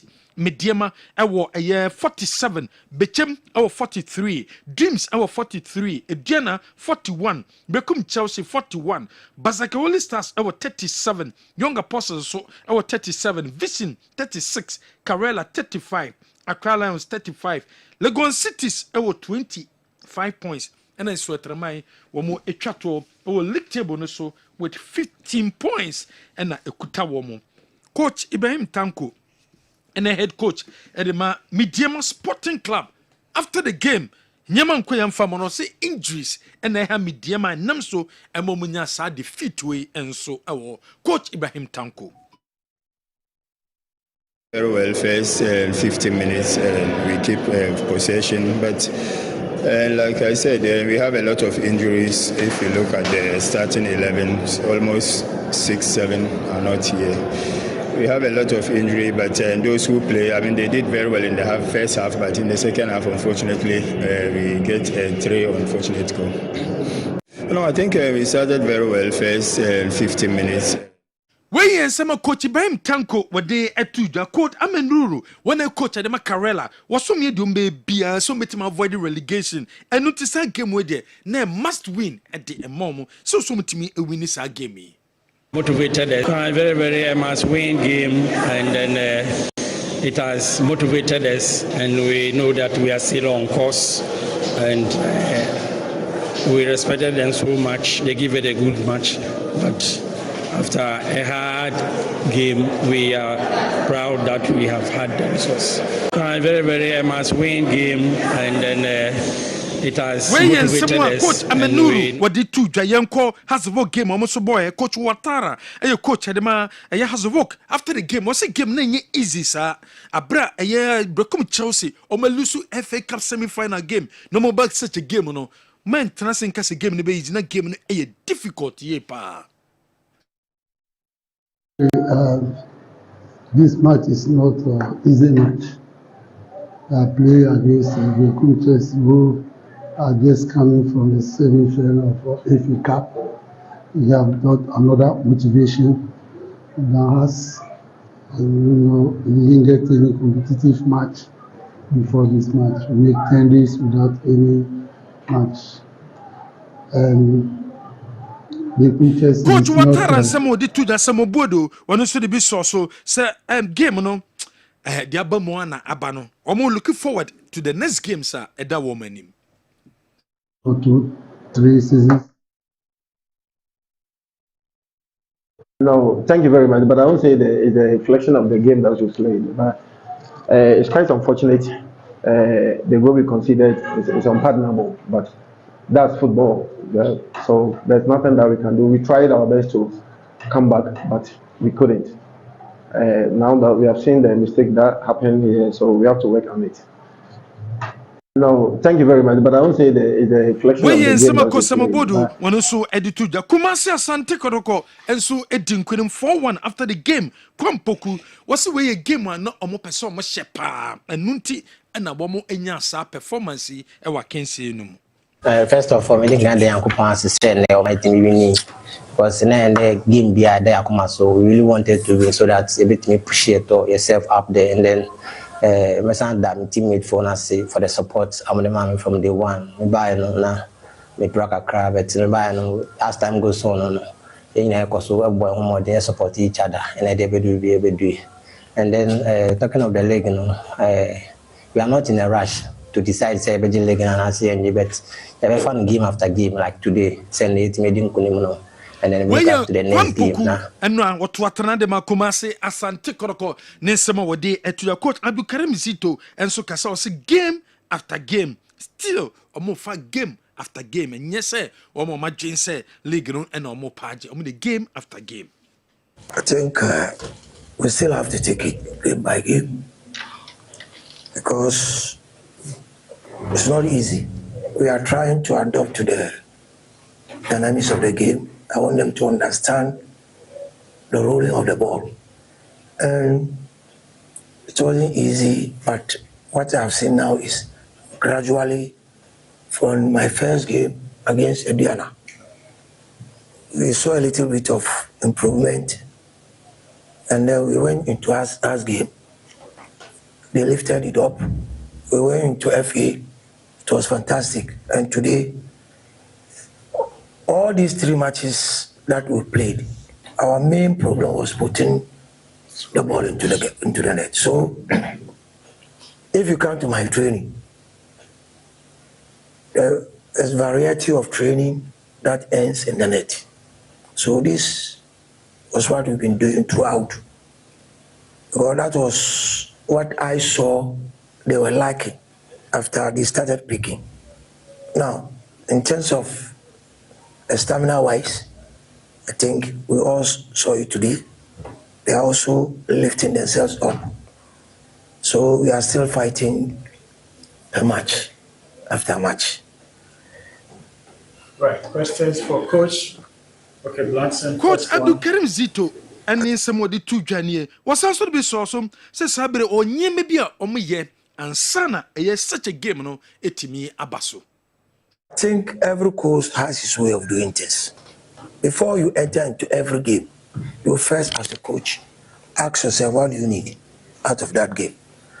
Because there are some tournaments you would like somebody to beat you in order to avoid Brazil or Germany. So you are, as a coach, you plan towards that. Now, I made it clear that Thursday's game gives me the opportunity to see my tactics, give me the opportunity to see how my boys are responding to the dynamics of the game. And when we played Maburu, we also in the first half, they were on S. The second half will open up. Go back to Chelsea. The first half they were tracking us.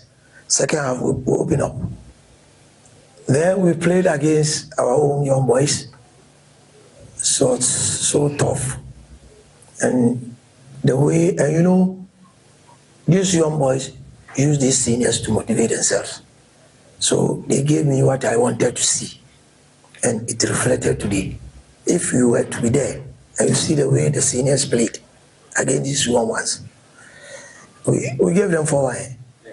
Exactly, 4-1. So 3-1. Okay. We nearly make it 1. So we overdone it here. So seriously, that gave me the energy, the hope in my boss that they can do better. I think every coach has his way of doing things. Before you enter Coach Abdul Karim game, Zito Ninsamo what they to Jan after the game ne ebi eno no some JV enso be kasa after the game no ono so che na dwede say no nyema ekoye safu jemfi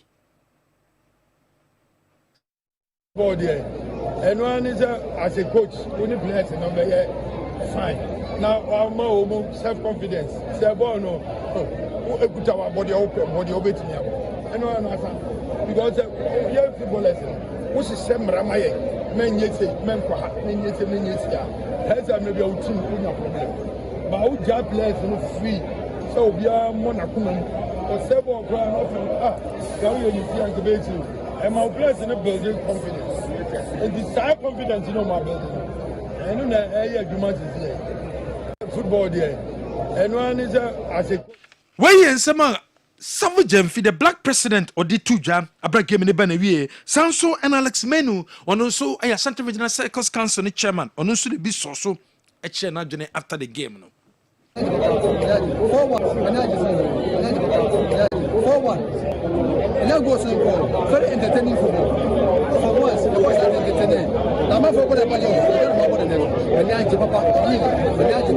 Mambo said they open on Sakana. Man from what is social media, it's bad their head in shame. It's bad their head in shame. We knew what we were talking about. And then we answer and then answer. I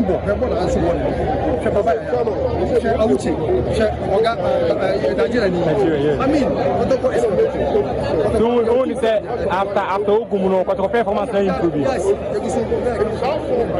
All right, so that's 4-1. Now goes to the goal. Very entertaining football. For once, the boys are entertaining. Now, my football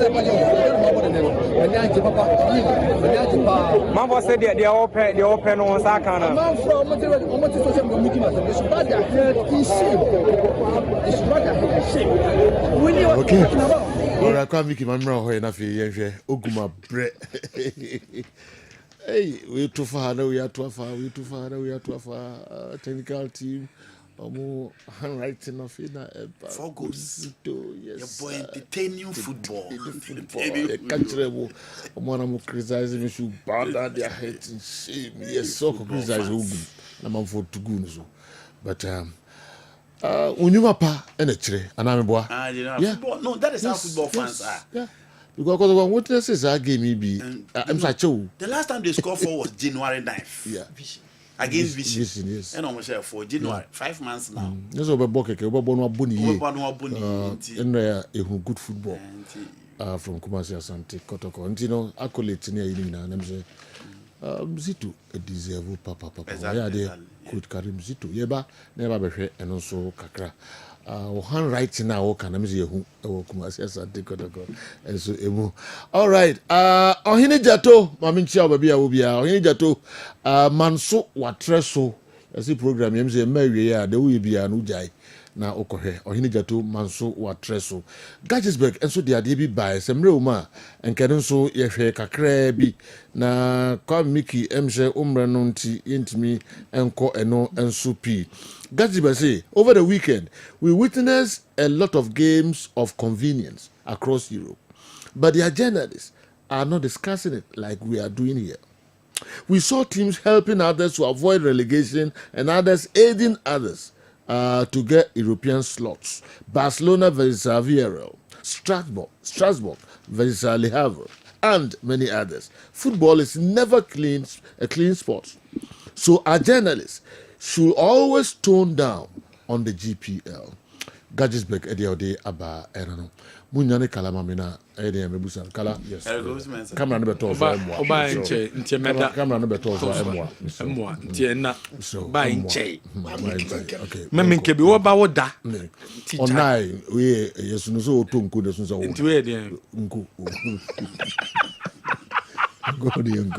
DSTV so much more.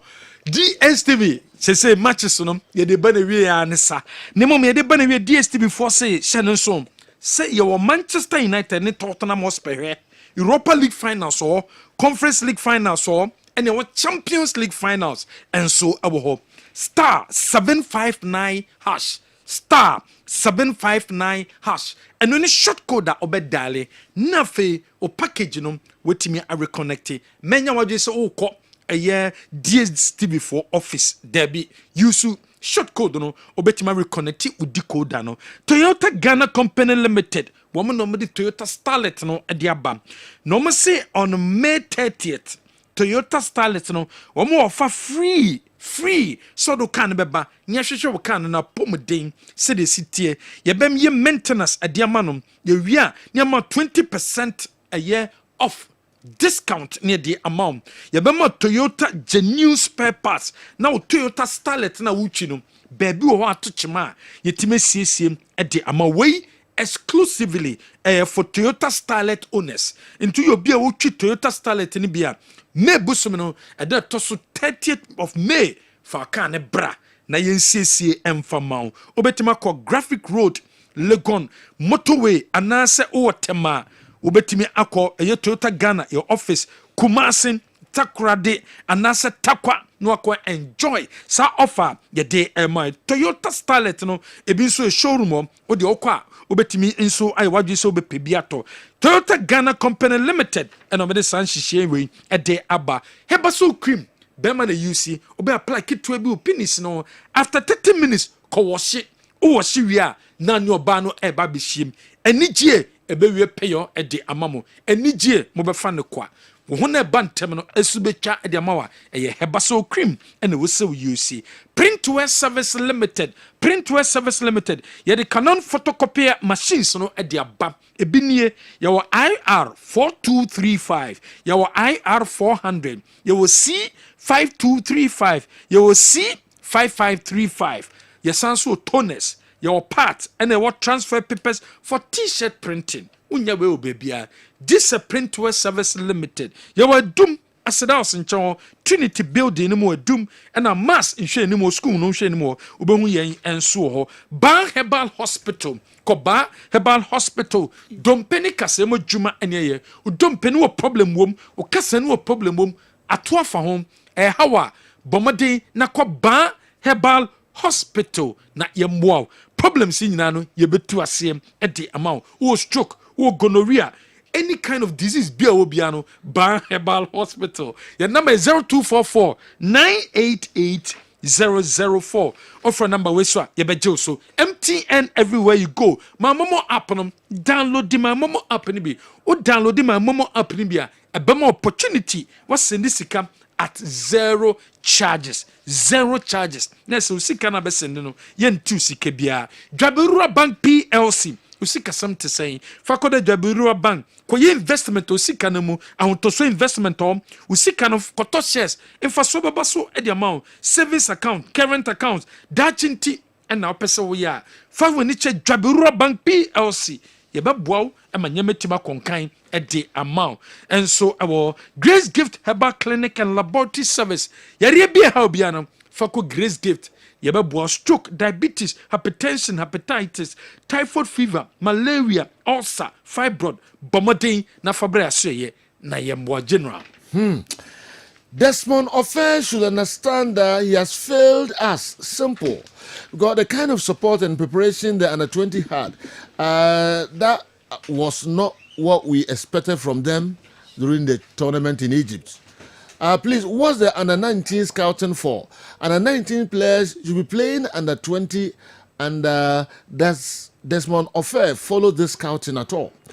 under 20 players should be 18 and 19 years. So what will the under 20 technical team do in terms of inviting players for the under 20, or they shall depend on the under 19 scouting?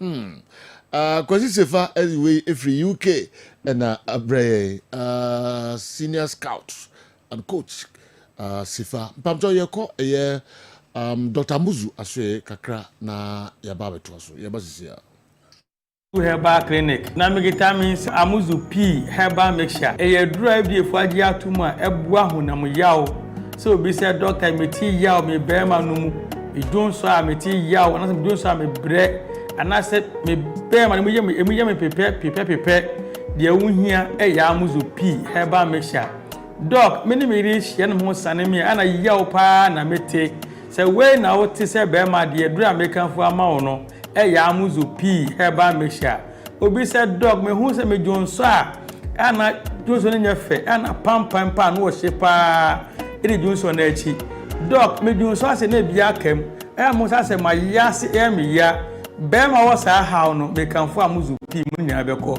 di oti ya oni ntohwe no mo di ni ntohwe na ho no sankofo nyina no me kanfo Amuzu P ma nwate obi said dog te me jonso ana emo apai we nam sen obi said dog me jonso ani nso kwadotro efremu ba ena obi said doctor me koja na so se me chimu a obo sa ka frɛ na nso man efreba no ba de awuhia ya Amuzu P Herbal mixture oba so a otie mi a obuni se wi a ekire no pampan ko na eka ko na eba me kanfo Amuzu P ma wate oba so ode po how quite how nso basa egu wase ne pa yie pampan ya no wo shepa wase oba jonso oti ya we wadro ya Amuzu P Herbal mixture obebu nkeka ye na che mamno kasika fio na nhwie bia na abie ni kuru na no ekọ ho a pampan ya ohu no nya panketwa amasa bi ni confidence no kwa na ekọ form oba bi otie mi a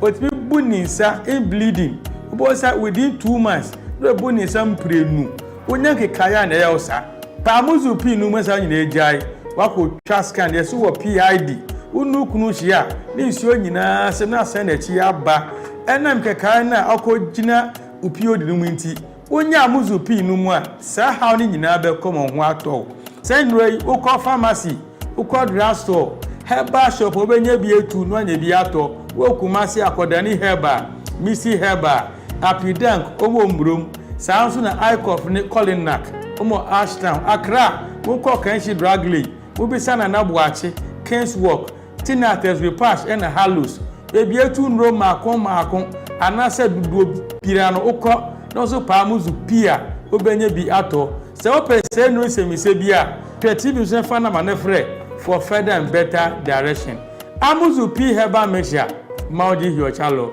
beda hefuasi